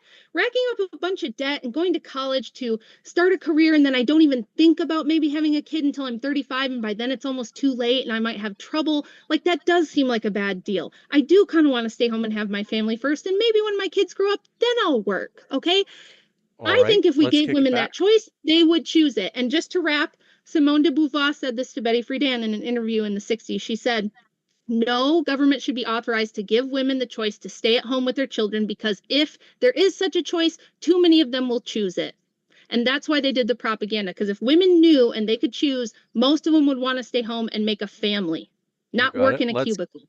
Let's kick it over to 1stAmender. 1stAmender, let your sister Rachel have it. Yeah, I mean, if all women left the workforce to become stay-at-home mothers to focus on childbearing, the consequences of this obviously would be economically devastating. It would be socially transformative and not in a good way. It would create long-term problems regarding national stability. I'll explain how. Women make up roughly around 47% of the United States labor workforce. Removing them would basically slash that workforce nearly in half. Sectors such as healthcare, education, social work, finance, and retail, where women are the majority, would basically collapse. There would be a giant U.S. GDP plunge, which would fall dramatically due to the loss of productivity. Estimates suggest that gender equality in employment adds trillions to a nation's GDP. Removing women would cost at bare minimum 10 to 15% more of total GDP. Fewer workers would also lead to less tax revenue. Combine that with more children and thus more dependents would put severe strain on government programs like public education, healthcare, infrastructure, social security. You would have a massive care burden on men. With women effectively being out of the workforce, men would need to pick up more hours or shift in order to formerly female-dominated roles. Care work would be offloaded to the lowest paid workers or immigrants, increasing class divisions. You would have educational or healthcare healthcare declines, where women dominate roles as teachers, nurses, and aides, this would basically, the quality and availability of care would effectively plummet, especially in rural, underserved areas. You have a loss of talent and innovation. Women make up a growing percentage of STEM grads, doctors, and entrepreneurs. Their withdrawal would cut innovation and global competitiveness. Fewer role models of girls would lead to long-term consequences for future generations. You're talking about like a short-term birth spike and then a long-term instability, Rachel. I'm sorry, I just don't see this to be like a sudden fabulous life that's going to make things better. Modern economies rely on dual income households. Advanced nations with higher female workforce participation tend to be wealthier, healthier, and more stable, and the data shows that, Rachel.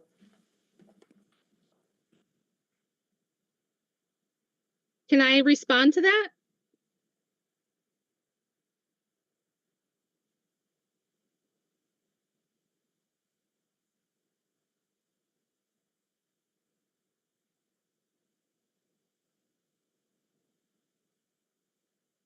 Okay.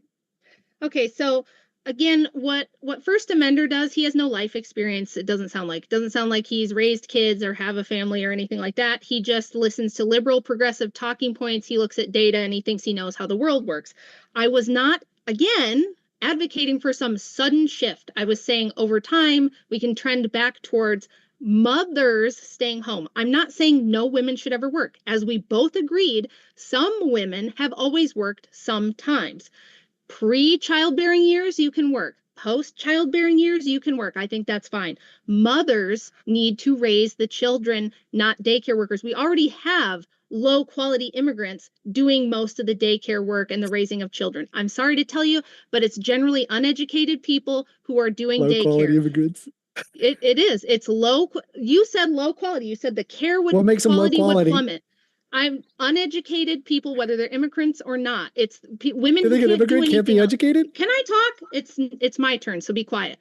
The people who are doing daycare right now, for the most part, are low-wage workers who do not have an education. That's why they're willing to take a job for $11 an hour. Same thing with like elder care. It's mostly immigrants. Everybody in this chat will go to their grandma's nursing home and see that almost everybody there is like a freshly off the boat immigrant, okay? That's who's doing the care now.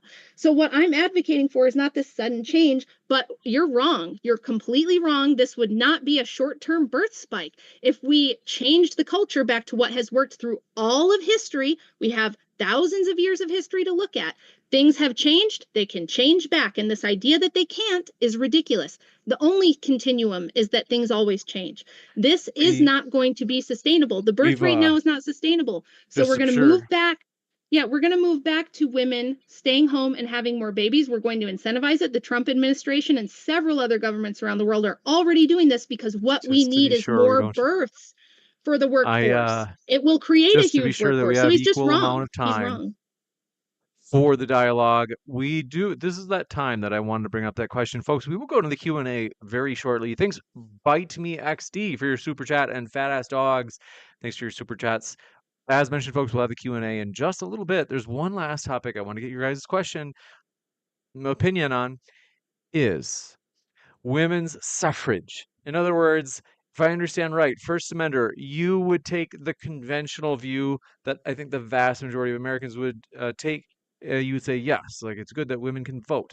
Now, Rachel, you take an unconventional approach and you say, hey, I'm going to shatter the conventional wisdom. I actually don't think that it was a good thing for women or America or whatever. We're going to give you a chance. Rachel, let's hear out your position, because you kind of already know 1stAmenders. Like I said, it's kind of like everybody already agrees with them. Look at them over there, all self-satisfied. But Rachel will give you a chance to lay out your position.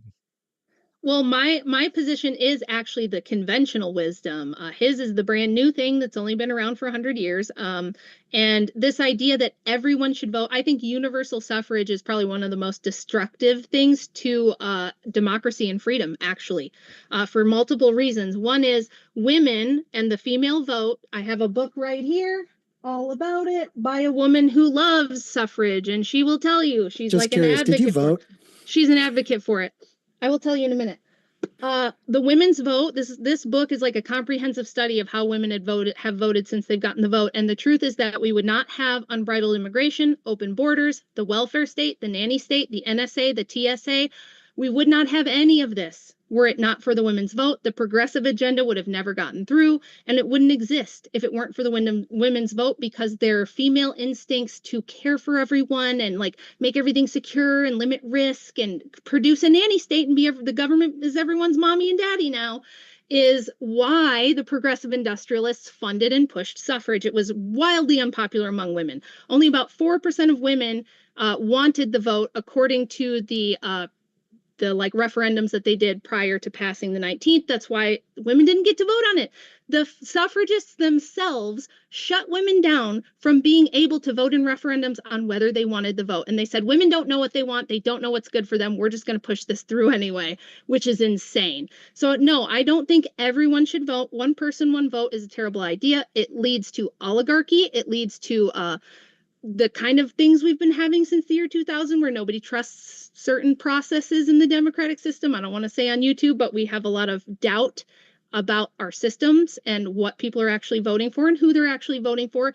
Because if everyone votes and half the people or more don't have skin in the game, then what you end up with is a very corrupt system that basically leads to shadow government. It's just a front. So this idea, oh, everybody's vote counts. We just want everyone to have a say. No, they don't. If they ever thought that everyone would get a say, they'd never let you vote. Okay. So it's like they did universal suffrage as a front to have a shadow government. So I think it's a bad idea. I think women voting is a particularly bad idea. And the anti-suffragists, who were women, okay, so 1stAmender might be here simping, but the women who were against suffrage, which was a much larger number of women than who were for suffrage, said it's a bad idea because, well, I'm telling you what women themselves said. Okay, so he can sit here and make fun of me, but the women themselves, prior to the 19th Amendment, said it's going to split houses. It's going to make husbands and wives oppose each other. It's going to make women have to be equal with men in a way we don't like. They're going to have to do jury duty. What if they get drafted, which a lot of people have proposed that women should be drafted. And there are some countries where egalitarianism is huge that they do have females being drafted now, which is totally crazy. So no, it's a bad idea. And it's not tinfoil hat at all. It's pure history. I'm just telling you what the women who were there said at the time. You got it. 1stAmender. What are your thoughts? Do you agree or you want over? Oh, what are you doing to the microphone? Okay, so, no, So weird. okay. So, I asked you to unmute. Okay, you're ready. Oh, what? You're still Hello, can you hear muted. me? Oh, there you're Can you hear back. me? Okay. Yep. Yeah, sorry. For whatever reason, I got to change out my cable. Anyway, uh, I mean, I don't know what to tell you, man. I think you have a very warped worldview. I don't think that there's honestly anything like Rachel, you and I are going to be able to come to an agreement on. You have a completely different idea of what you would consider to be a better society. I mean, even if you're talking about a gradual halving of the workforce, really ultimately you're just going to be competing against nations that do double their workforce. And it is true that by doubling your workforce, this would improve the overall economy and increase people's overall well-being. But let me just ask this, like, do you believe in the concept of no taxation without representation? Do you think that that's a good idea?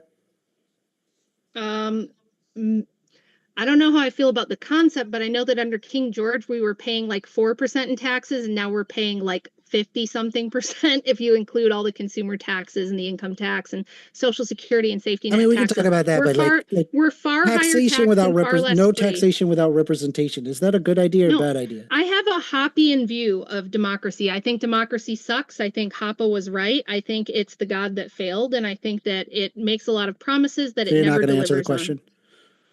No, I don't believe in democracy. Okay, cool. So let's try it this way.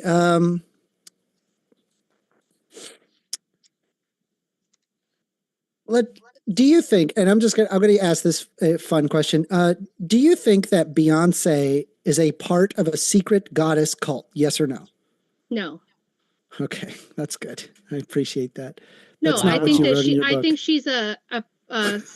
she's a propaganda symbol. I think that Yeah. Hollywood and the big music industry, it's not a conspiracy theory. Have you ever heard of the Laurel Canyon scene? I want You to know hear about it. that? Go, tell me. It's not tinfoil hat. Look No, at this go for little. it. No, you're being No, disgusting. I want you to explain it. No, explain it.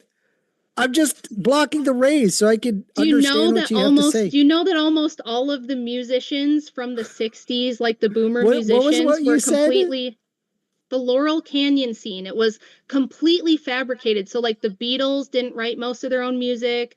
There was like one band that wrote most of the music for all of the popular bands in the 60s and 70s. It was all astroturfed. Same thing with rap now. Look at the Diddy trial that's happening right now. Okay. The people have been talking about it again because it's always like one or two producers that just like Rick Rubin created 90s gangster rap. Okay, it's not a conspiracy theory, it's actual facts that you can go look up. Go read Where about does the the Laurel occult Canyon fall in scene in the this? 60s. What where does the occult fall into the whole? It doesn't. Okay, so then You're how does trying what he's trying to occultism work do with like what he's feminism? trying to do because he's getting his fucking ass handed to him by a woman.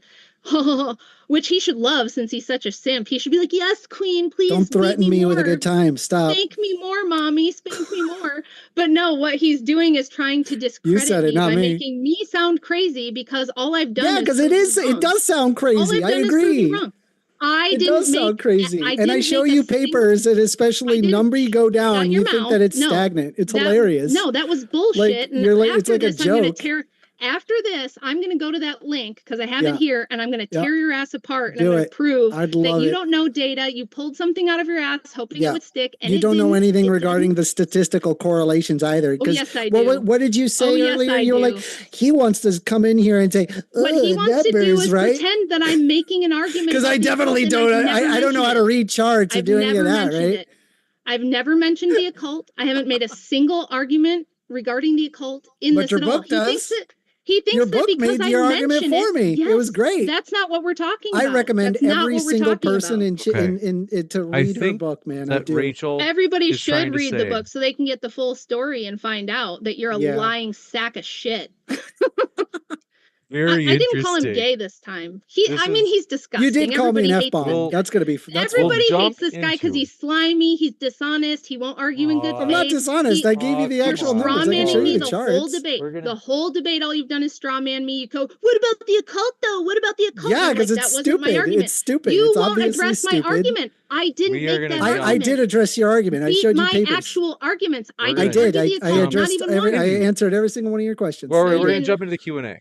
I do appreciate, folks. Thanks for your questions. This has been a lively Ugh. one. You know, First This Amender. is the kind of guy, by the way, that the patriarchy protected you from. This is the kind of guy who would be your buddy is until this? your boyfriend dumped you, and then he'd try to get you wind up and try to make a move. That's the simp feminist. What is Look out happening? for these guys. What is this? It's an actual mating strategy. It's an actual mating strategy to be a male feminist and be like, I'm not a threat. I'm just like one of the girls. What is I'm not happening right now? threatening. Let me worm my way in there. That's what he is. He's sneaky. He's dishonest. He's gross. I don't and think you know he's about me at straw all. manning me the whole debate.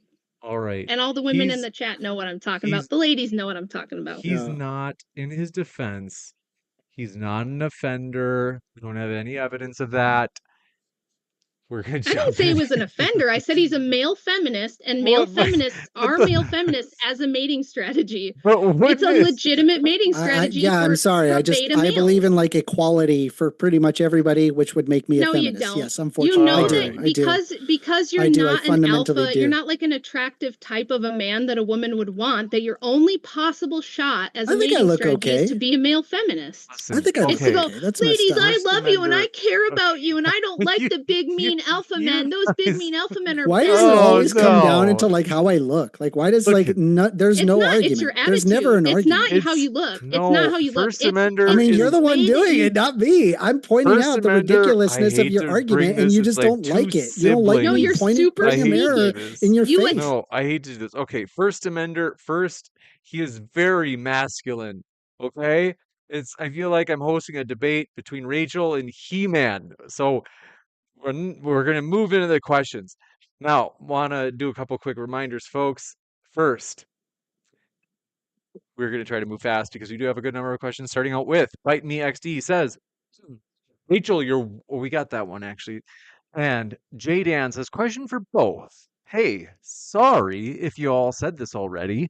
I was late to this debate and have to watch it later. But which wave of feminism do you all think had women's society's best interest at heart? I I don't accept think every any of single them wave. did. I I don't think accept every any of single them wave. did. Do you think any of them are Done. worse than others, Rachel? I think the first wave was actually the worst. Wow. 1stAmender, how do you like them apples? I think all of it is a move in the positive direction. I think that like having more gender equality does result in better quality of living standards. At minimum, it is correlated. It does increase quality of living standards. There's numerous studies that show this. You got it. Thanks for that super chat, Gabriel. Just put in a big one.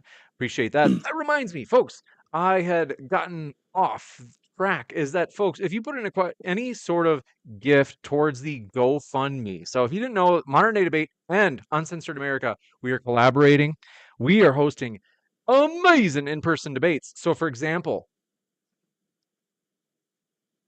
the recent debate, oh man, why is it this link's too long? Let me fix this. Is that recently we hosted with Uncensored America being the primary host, a debate between Andrew Wilson and Apostate Prophet that was in person, and it was amazing. So we are doing a GoFundMe to buy camera lenses for both of our organizations to kind of share and use for all of our events, including, for example, the one where we hosted Andrew Wilson just last month together.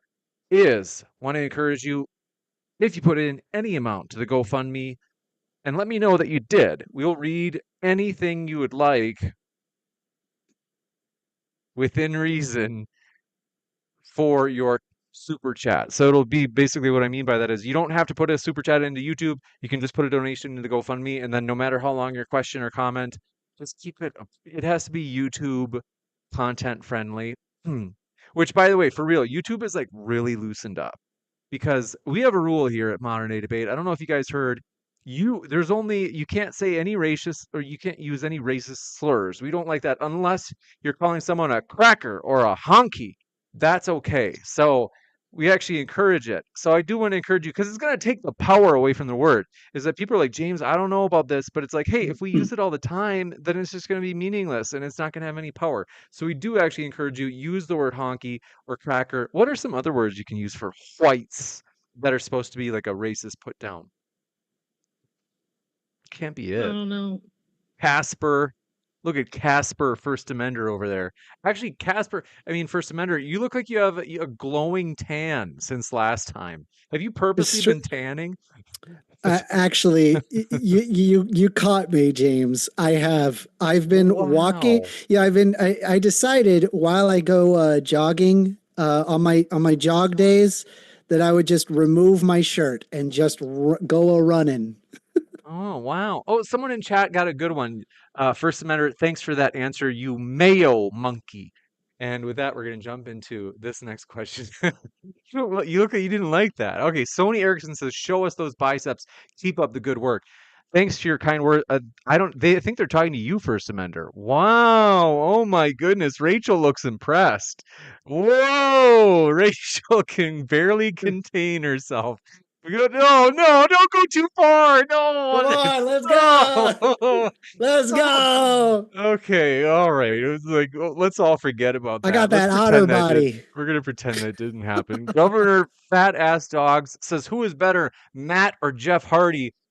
You guys know who they're talking about, right? Okay, then I'll answer it. Jeff, because he was crazier.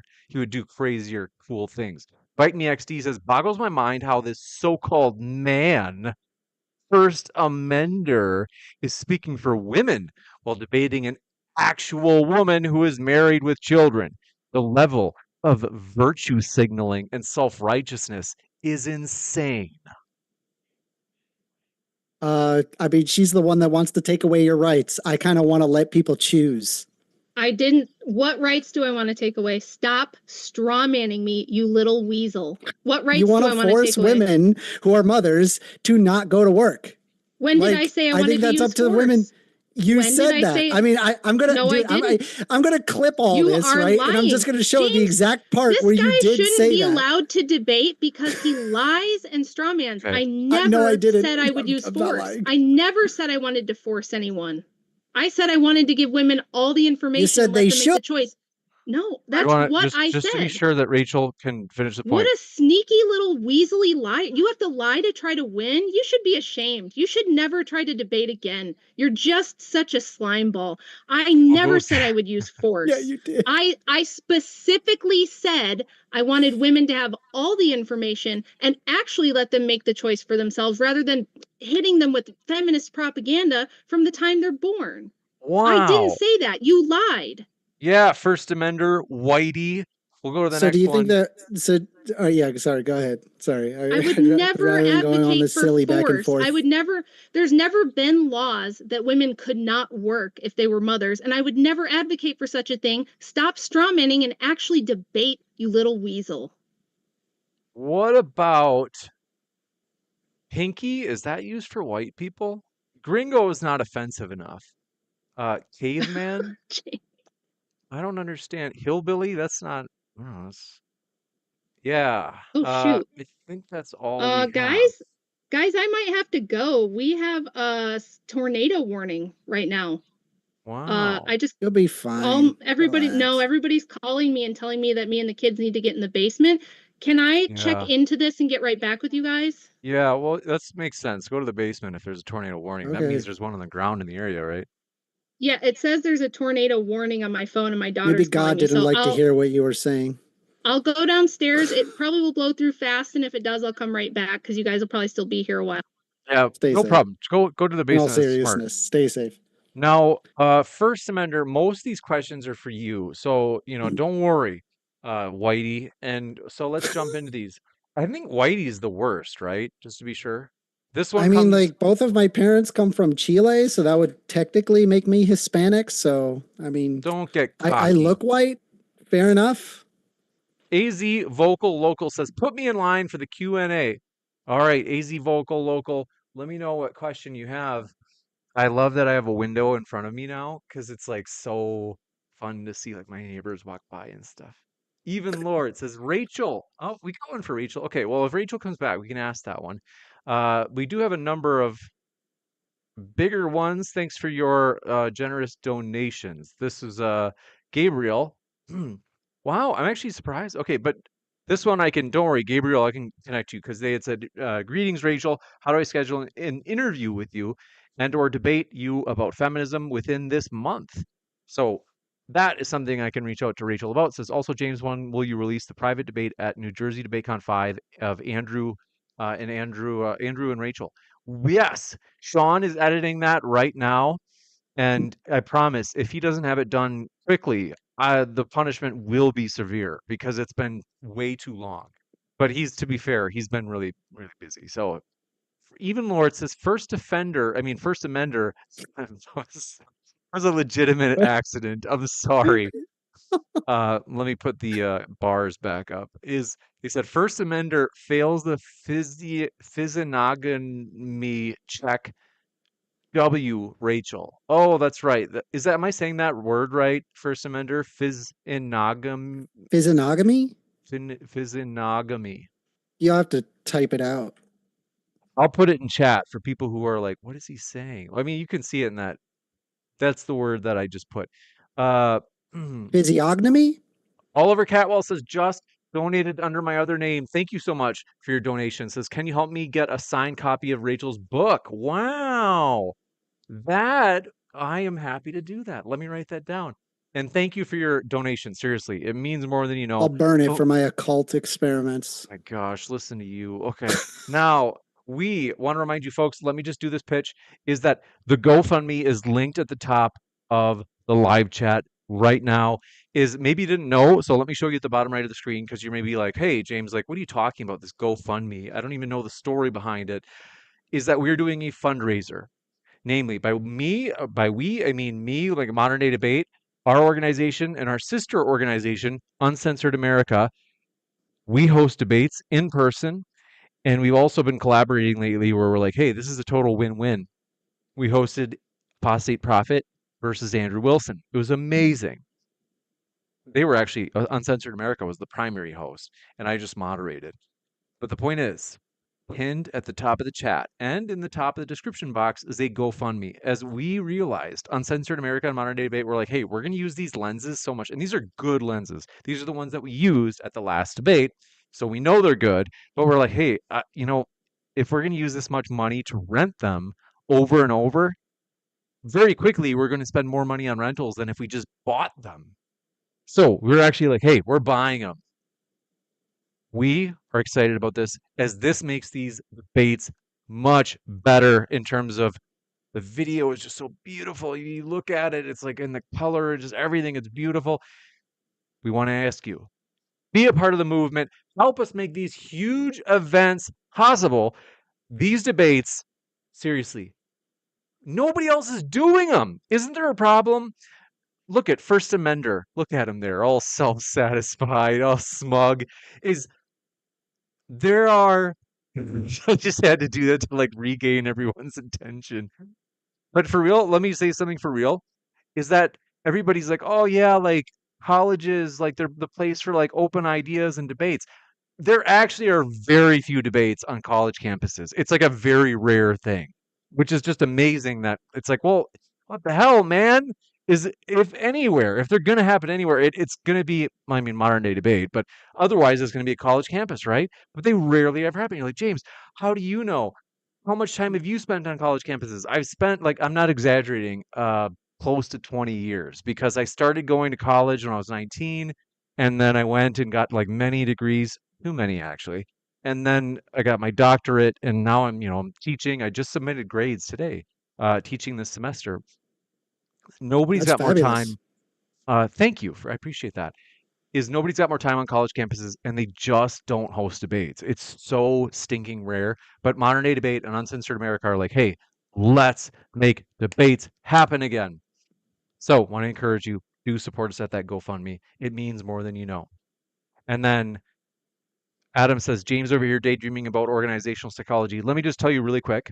Uh, I've actually just submitted grades earlier today, and that was for the last time. I'm actually going full time with Modern Day Debate because we were That's so wild. excited about it, and we're like, thank you, 1stAmender. Thank you. You know what? You're a I mean, patriot. congrats! Like seriously, I mean, that's huge. That's the dream, man. You don't have to work for the man, man. Thank you, 1stAmender. And you're right. Like, I love doing this. Seriously, it is so fun doing modern day debate. And also, we're like, hey, we've got so many big ideas that like we really do believe. And I've got to tell you, if you are a part of a college campus, folks, if you're a student at any university, we're moving in the direction of actually having chapters at university campuses. So if you're like, hey, I would like to have debates on my campus with my favorite content creator, whether that be Andrew Wilson, Rachel Wilson, 1stAmender, no matter who it is Destiny, is that okay? No spamming the chat. I see that someone there is saying something, they're just spamming. So I hate to do this to you. You know that you can't do that. Is that you're on timeout for 24 hours, bringing the hammer down. But the point is this, is if you are a student at a college campus and you're like, hey, I would like to have huge debates on my campus, email me at Modern Day Debate. Let me write this in the chat right now. You're a college student interested in starting a modern day debate chapter at your university. Email moderndaydebate@gmail.com because we are very excited about the possibility of starting chapters. So just like you've heard of like TPUSA, or you've heard of, for example, you've for sure heard of Uncensored America, as I just mentioned them, is we are working on getting chapters started because we know that debates are just not happening often enough on college campuses. I can tell you, it's just insane how seldom they happen. So it's, college campuses, I think sometimes like academia has a reputation of like, oh yeah, open ideas and debate, like that's where it happens is at universities. No, it doesn't. They don't do a good enough. It's just not common enough. But modern day debate will bring them to the campuses. We want to bring people like 1stAmender. Look at him there. Look at him, just this fake smile. Okay, bite me XD. Thanks for your super chat. That means more than you know. Says, congrats, James, on the success. Here's some money for drinks next time you're out on the town. Thank you so much for your support. Seriously, it means more than you know. But yeah, I'm very excited to go full time with this.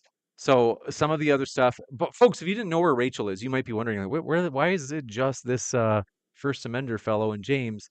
Is Rachel Wilson, no joke? There's a tornado warning in her area, so she's doing the intelligent thing, which I told her, like, go, yeah, obviously, like, go to the basement. Don't worry about the debate. So she may come back. She's going to get back to us. And I'm going to keep an eye on my Twitter DMs and email just in case she messages me anything. I got to tell you, folks, we are excited. There are big things coming. If you had not heard, another thing that we plan on using these camera lenses for is this summer, we are planning to launch Outnumbered. You're like, what's Outnumbered? You've probably seen Jubilee has their surrounded videos where it's like 25 or so people taking on Destiny all at one time, or Andrew Wilson all at one time. Oh, actually, they haven't done that with Andrew Wilson. We're going to do it first. So I've got to tell you, we're really excited about it. And our goal, no joke, is we want to do 50 on one. You're wondering, you're like, James, how is that even possible? Does that even make sense? Yes, we're going to make it, we're going to do it. We're going to find a way to pull it off.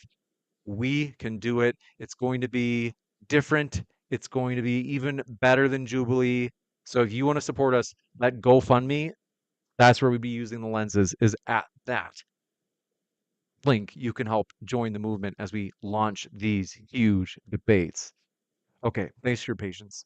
Back to the super chats, especially those that are insulting our good friend 1stAmender. No joke. I don't want to encourage it, folks. I do want to encourage. I want to give him credit because he shows up, even though there are so many brutal super chats and comments, etc. The guy shows up. You have to give him credit, no matter how much you disagree with him. I want to be real here. You have to give him credit that he does show up, even though this guy's been, in terms of like malicious verbal assaults, he's probably taken some of the most brutal assaults verbally, and he just keeps coming back. So I have to give him credit for that. Now, going back to insulting him. Okay. Let's see. We actually have a number of questions for Rachel. So if you're waiting for your question, let me go to this one. I think this one is for 1stAmender. Maybe they say, considering the matriarchal nature of certain cultures, do you think that is why egalitarianism and feminism is being pushed from the top down? Oh, 1stAmender, huh? So I think they're saying like, hey, actually, I I don't mean, understand how I that don't follows. agree that like it's top down. I do believe that it's bottom up. I think that there's like a mix of men and women that did want to see more equality exist. I mean, I don't agree that it's only top down. I mean, I'm sure if I just did a poll of women in general, it would not surprise me that women would like the option to work, even if they say are a mother. You know, it just I think it should be up to their choice. And, you know, later on, it sounded like Rachel Wilson was kind of in agreement with that they ought to have the choice, right? Because she's not making any prescriptions, like she said herself, right? All right, this one coming in from, and then Gabriel. Let me put this in the old live chat. Oh, it's like YouTube, I think, is seizing up on me. Gabriel, if you are still there, let me just refresh the YouTube page. Is that I just realized that I've been behind. It hasn't like updated for like 100 years. Is Rachel? Let's see, no message there. Let me just really quick check X, formerly known as Twitter, and see if there's a. It says we are under a severe thunderstorm warning and a tornado warning with two lines of storms coming through. They are predicting power outages. We are in the basement right now waiting. I'll let you know soon if I can come back. Okay, cool. She just sent that 2 minutes ago. So that's a quick update. As it's good she's in the basement. Hopefully it's okay over there. That sounds like I said, it's not just a thunderstorm warning, it's a tornado warning. So there's a tornado apparently that has been spotted. So hopefully everything is okay. Now we do have a poll in the live chat. regarding are you for women's suffrage, e.g., their right to vote. It's funny, you've probably seen the videos where they go out and ask random people. Because all of you, if you're watching this debate, you are probably kind of like on the intellectual side. You at least have an interest in intellectual stuff. Because when they go out and they ask people, like, are you for women's suffrage or against it? And most people, like, they hear the word suffrage and they think of suffering. And so they're like, oh, they don't know what it is. And they go, I'm against it. But if you didn't know, women's suffrage just means that, like, the right to vote. So if you would say, yes, I am for it, then you would put yes on the poll. If you were against it, then you'd say no. Currently, it's 64% that say no, followed by 28% that say yes, followed by 8% that say I'm not sure, and then 12% that say I don't care, I'm a self-hating soy boy. So those are all First Amender Anybody who's voting. a self-hating soy boy, join my YouTube channel, youtube.com/@firstamender. A very tiny YouTuber, but I'm growing. So I appreciate it. Now, let me just look quick follow. I don't know if Rachel's coming back. So someone just asked and I honestly don't know. I wouldn't count on it because I would wait, like if I were Rachel, I would not come back until I knew for sure that there was no longer The a First Amender tornado. disappeared. That the tornado warning is going, Yeah, I'm just. I wouldn't go, yeah, that too. I hope she's Um, safe. I hope she's safe. In all Even Lord says seriousness. that question was for Rachel mostly. Okay, do me a favor. What we are going to do is we are going to get to those questions. It might not be tonight, but we do want to ask Rachel those questions. I do want to at least let them just be read, because I know that you guys are like, I just want them to at least be read.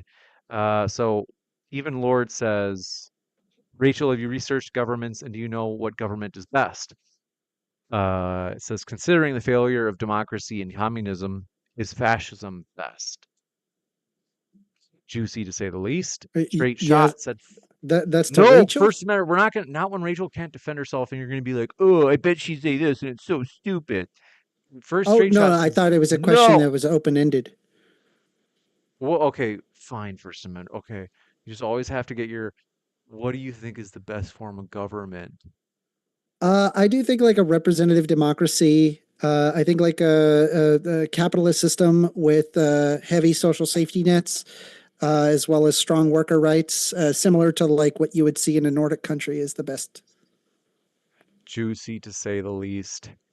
Now, oh, that is true. So if you do want to debate, thanks for your again. Like, is if you do want to debate, we are looking for new people that are wanting to do debates.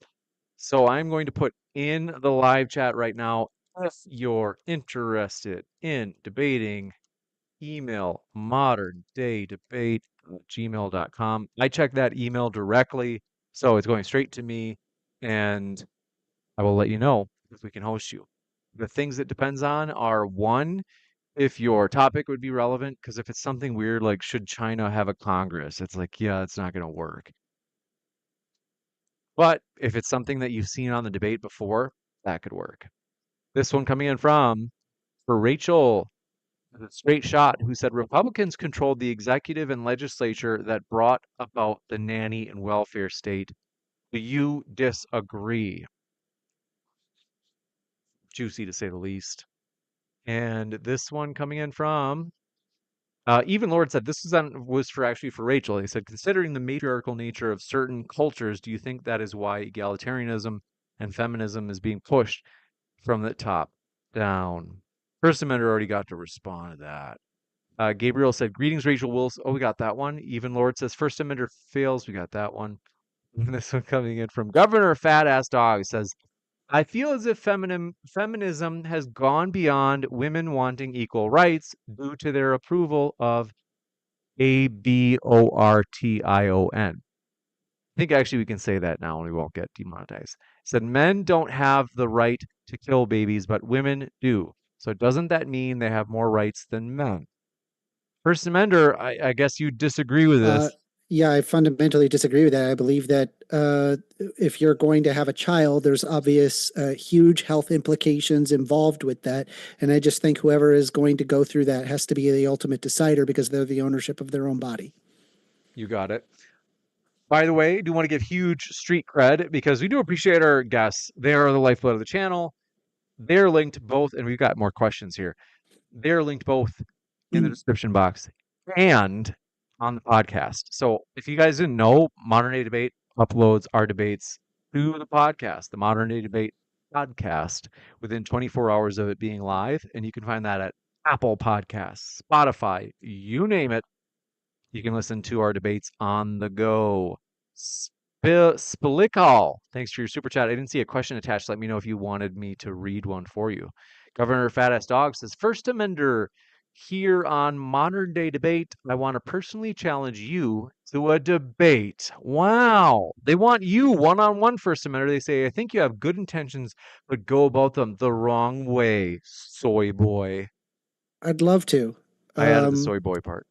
Go ahead. yeah, I'd love to. Sure. Yeah, I'd debate anybody. I also have a show at 6:30 p.m. Eastern Standard Time on every Thursday, and it's on discord.gg/ modern day debate. So, I mean, if you want to debate me, we could do it there. And I usually hang out there. So if you ever want to debate, I'm always around. You can message me on Discord as well. So it's all there. You got it. Now, I'm going to put a poll in the live chat for if you think Marilyn in the live chat is secretly a dude who is like 65-year-old Earl, the short and hairy postman. Uh, is Earl like is that who Marilyn is? Is just a fake like because for some reason you see it all over. Oh, rolling your eyes. You're just rolling your eyes because you're being exposed, First Amender, because you know you're the kind of I person that would don't do this. understand the question. A lot of men like to like use women's photos on social media to like pretend to be women, like kind of like go around pretending to be a woman, almost like wearing lingerie. And Catfishing? Yeah, it's there's terrible. Don't do that. okay, Don't right, catfish. First Amender. Well, we know you've done that kind of stuff. Okay, so this is when it goes. Catfished. This one from Splickle says, "I'll bet the one to say it since I'll be the one to say it since no one else will. As a traditional man, a woman like Rachel talking down to a hyper man Chad is insulting. I don't I don't even understand that. Or they're they're saying they're you're they're applying irony to it. Like they're basically like, well, if we listen to Rachel Wilson wouldn't even be here debating. Like she wouldn't even be allowed. Like she should just be like taking care of like I don't know babies or whatever, and not like engaging. And like really, men should be the one having these discussions, not women. So yeah, wow. Okay. That is crazy. Now, we are going to I think that may actually be we may have caught up on the questions here. Is that oh yeah, I forgot to put the poll for Maryland. Maryland, you still I do get a kick out of giving Maryland shit. I do kind of wonder though. I am kind of like on the fence in terms of like is Maryland or Steven or something. But thanks for being a member. Appreciate that, Joe. PS. Welcome to I like that. Thank you for being a member. We appreciate that support. And then this one coming in from Even Lord says, First Amender, you have less than 1,000 view. I don't understand. What are they saying? that's okay. I'm a small YouTuber, and that's fine. I mean, I'll grow if I grow, and if I don't, who cares? Like, just come in and debate if you like want to have a discussion. I don't see what the size of my channel is even remotely relevant. I don't understand. Oh yeah, Even Lord says, "Did you save my free question?" No, brother. I'm sorry about that. I must have missed that one. But if you send it in now, I will definitely read it. Sorry about that. Joe PS says, missed the debate, but here's a fiver. Thanks, Joe P. We appreciate your support. It means more than you know. And this one coming in from Gabriel. There you are, Gabriel. Okay, so Gabriel, I'm going to put in the live chat. Thank you for coming back. Email me at moderndaydebate@gmail.com and I can try to set up a debate with Rachel. Or if you want to have an interview with Rachel, I can try to set that up. Like you guys could do that on your channel, her channel, whatever you guys want to do. And where is the okay, let me find the cursor here. We're at 375 likes. Thank you so much for your support. We are only 25, of course, away from the big 400. So we appreciate, if you haven't yet, hit that like button, as it does two things. One, it's like a kind gesture toward me. I do appreciate it personally, for real. But also, if you like this debate, a good way of, getting more like this, where you're like, yeah, I do enjoy these. A way of getting YouTube to show them to you in your like homepage to recommend it to you is by hitting like. For real. You'll see like more recommendations. Test it out. Gabriel says a tornado warning ruined my question. How will I get my answer question from Rachel? Just asking because I dropped 20 on that donations question. Yes, Gabriel, if you email me at moderndaydebate@gmail.com, I will get you hooked up. So I appreciate you asking, and yeah, we'll get it hooked up, and I'll make it happen, bro. Moderndaydebate@gmail.com. Super easy to remember. And then it's always me checking the email. So you don't have to worry about somebody being like, huh? Like who, Gabriel? I don't know who you are. I'm the only person that checks the email. Even Laura says the question for First Amendment is why should the strong not oppress the weak when they can? The strong can't be expected to protect the weak for nothing. Human empathy, you would probably look at yourself and say, well, I wouldn't want to be oppressed, so I should fight for not oppressing people. Wow. Seems Now I pretty have this. obvious. Let me check on this. Grand Rapids, Michigan weather. I she's in that area, and right now they have a tornado, or no, no, it's a severe. Now she might have a tornado warning because I know that she's not. I don't think she's in exactly Grand Rapids per se.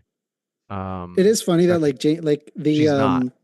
it is funny though, James. Like I don't know what it is, but like in Florida, when we receive like tornado warnings and like hurricane warnings, like a lot of the time where it's like, all right, I'll go get alcohol. Like nobody takes them seriously.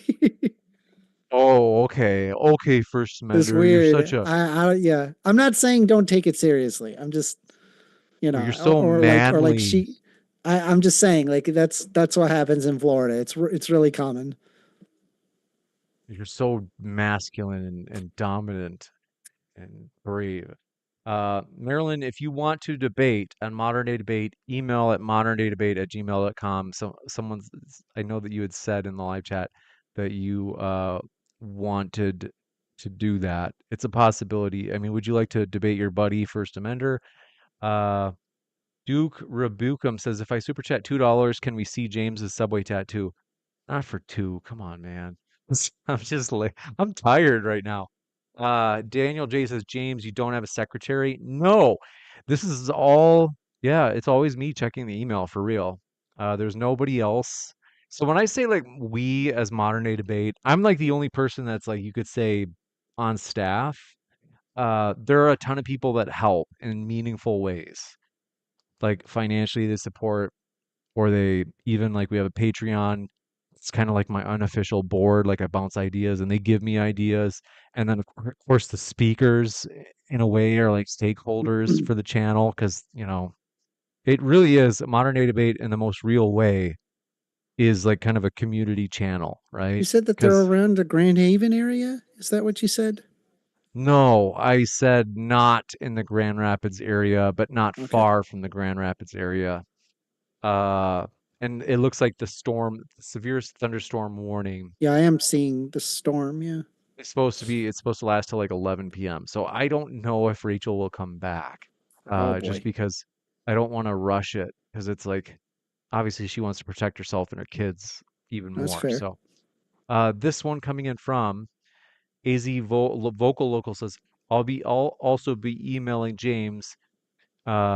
One, he platforms all views. Two, he's trying to go full time. Three, I actually have poll at both state and private colleges and would love to see more of what he promotes. Hey, that's a good way of thing. If you happen to have any sort of connections at universities, like if you, especially if you know students who would be interested, who would be like, basically what we need for modern day debate to start opening chapters is we need 4 students who are conscientious or kind of committed enough where they're like, yes, I will do the necessary paperwork to make this a group on campus to be recognized as an official campus group, because usually you need a president, vice president, secretary, treasurer. Is for people that are like, yes, I'm willing to do that, is moderndaydebate@gmail.com. Let me know, because we do want to open chapters just like TPUSA has chapters, Uncensored America has chapters. Is if modern day debate can have a presence on college campuses, it will make it so much easier for us to do in-person debates. One reason is because the venues are so expensive. But if there's a campus group and they're like, hey, we want to host this debate, is that the universities will actually give those venues to those groups. They'll say, yeah, like if you want to like use this space, like you're a student group, you're welcome to do that. And then modern day debate can say, hey, all right, like let's get these speakers there. We have a free venue. We can stream the debate, and then the college students get to see a debate for free. So it's a win-win. So it's really cool if you're connected, whether you be a student at a university, undergrad or graduate student, or you have some other connection to a university where you're like, yeah, I think I can help you get chapters started. That's like the next big step for modern day debate. We have to evolve, and we are determined to evolve.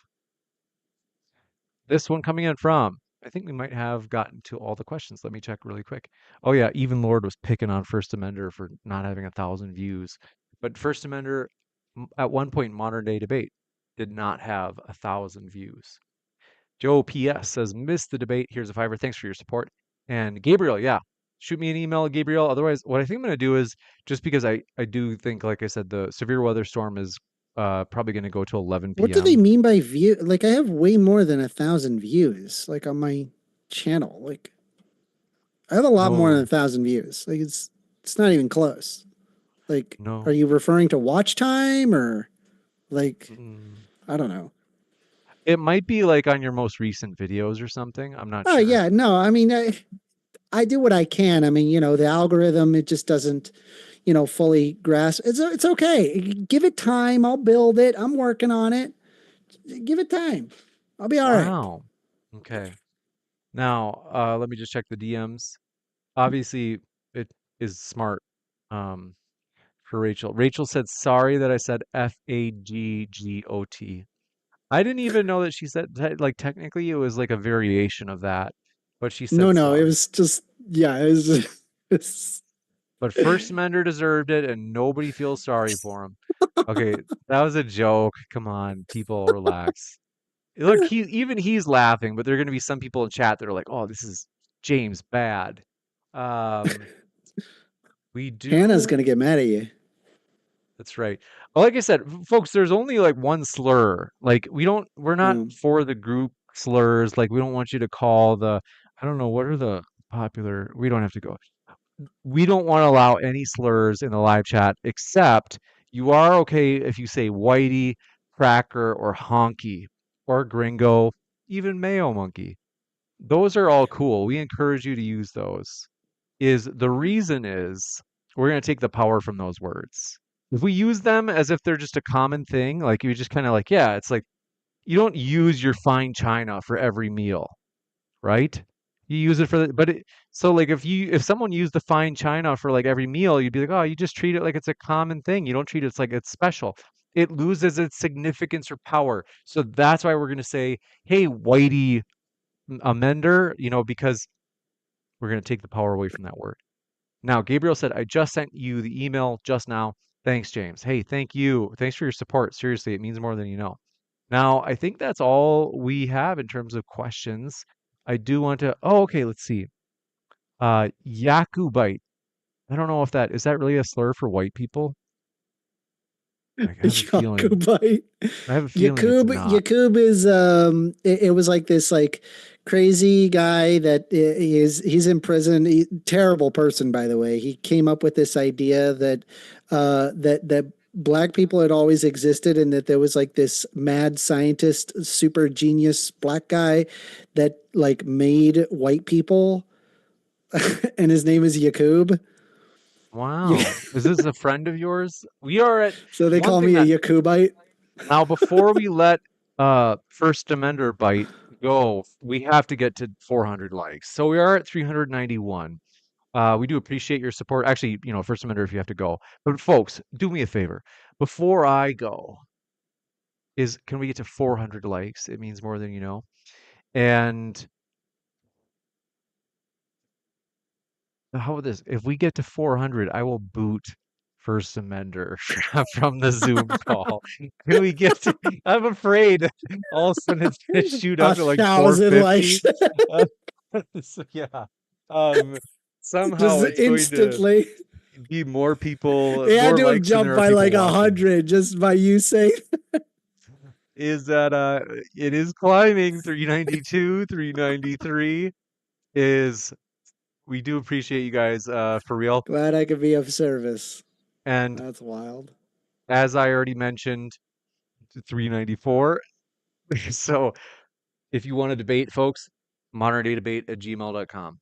If you are a college student and you're like, hey, having a modern day debate chapter would be cool. If you want to have a modern day debate chapter, it would be very little work you have to do. Okay. Like I'd be doing most of the work for you, frankly, like filling out paperwork and stuff like that. I'm like, hey, like I've gone through it before. Like I've created student groups back when I was a student. So 401 likes. Wow, it's working. It works. Yeah. I It mean, just, I all have to keep right, my time to kick promise, me. First Time to Amender. kick I me. gotta All let you right. go. Bye, James. Appreciate it. Sayonara. Thank you. Thank you. All right. Are you happy now? Okay, so the bye-bye, First Amender. Go home to mommy. But yes, we do appreciate our guests, seriously. These guys, honestly, all of them, all of our guests, like Rachel, First Amender, like they are ballers. Like I do appreciate them for real. It just makes this fun. So let me find the old share screen. There's okay. Don't worry, I got it.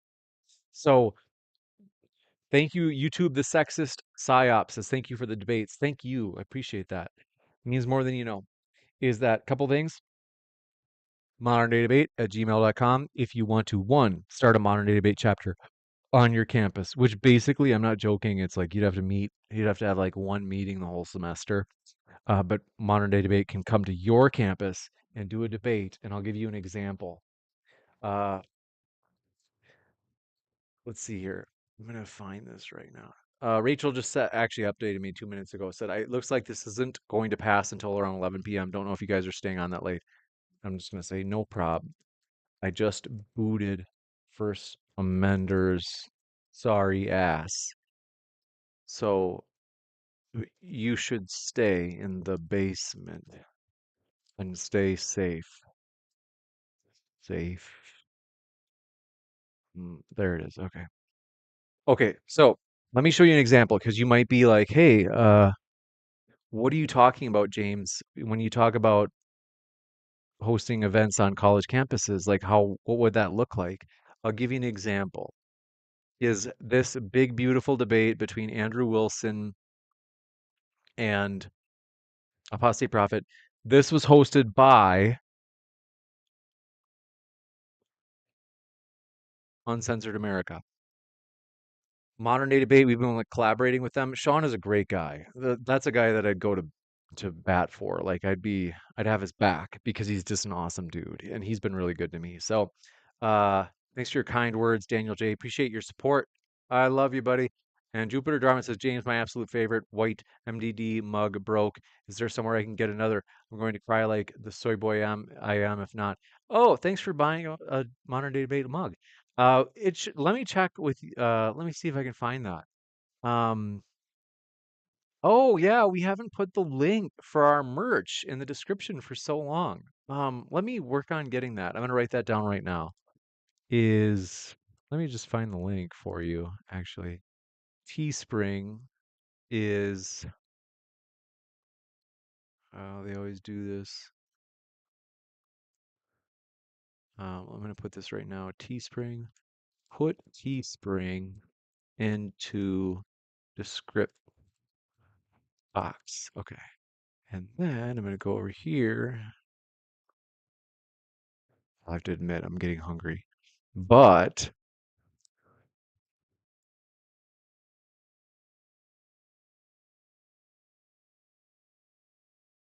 Censored America hosted with James as moderator.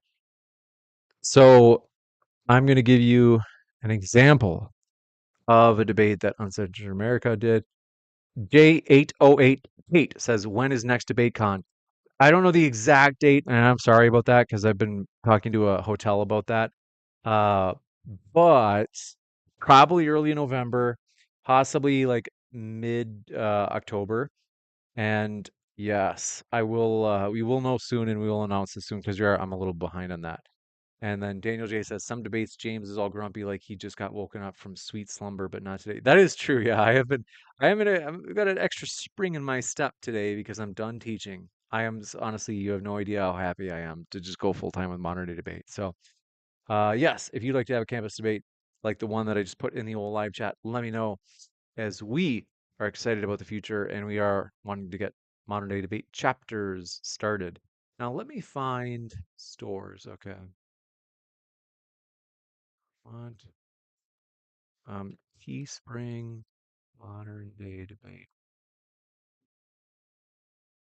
Creator Spring. Did they like change the name or something?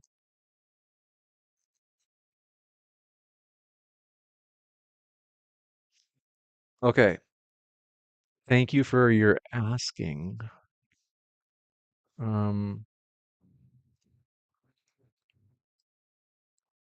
I just put the link in the live chat for you, and then I'm also going to.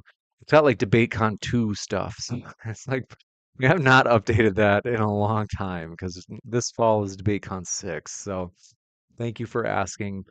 And yeah, thanks for your kind words. Seriously, it means more than you know, folks. I'm very happy to make this jump. Joe P. Joe PS says, congrats on full time MDD. Thank you. That means more than you know. I'm excited about it. We'll see you at the next debate. Thank you guys for all of your support. And then says, James, how do you pay for stuff while going to school for 20 years? Yes, well, I've got a lot of weird things that I've done in order to do that, including at one university, I lived in my office for 3 years. No joke.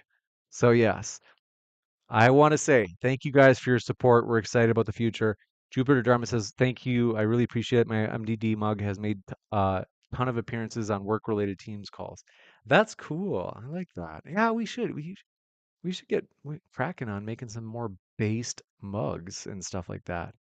But thank you guys for your support. Love you guys. We'll see you at the next debate, which is actually tomorrow.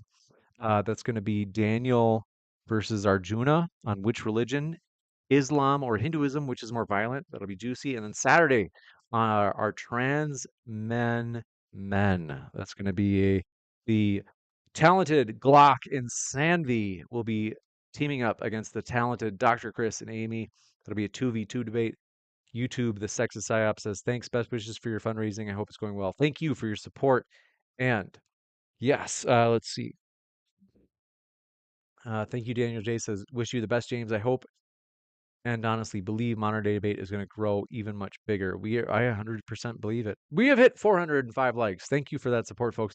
And believe me, join us while we are small. Hit that subscribe button if you haven't already, because someday we're going to look back and be like, wow, 221,000 subscribers. Remember when we were just a small channel like that?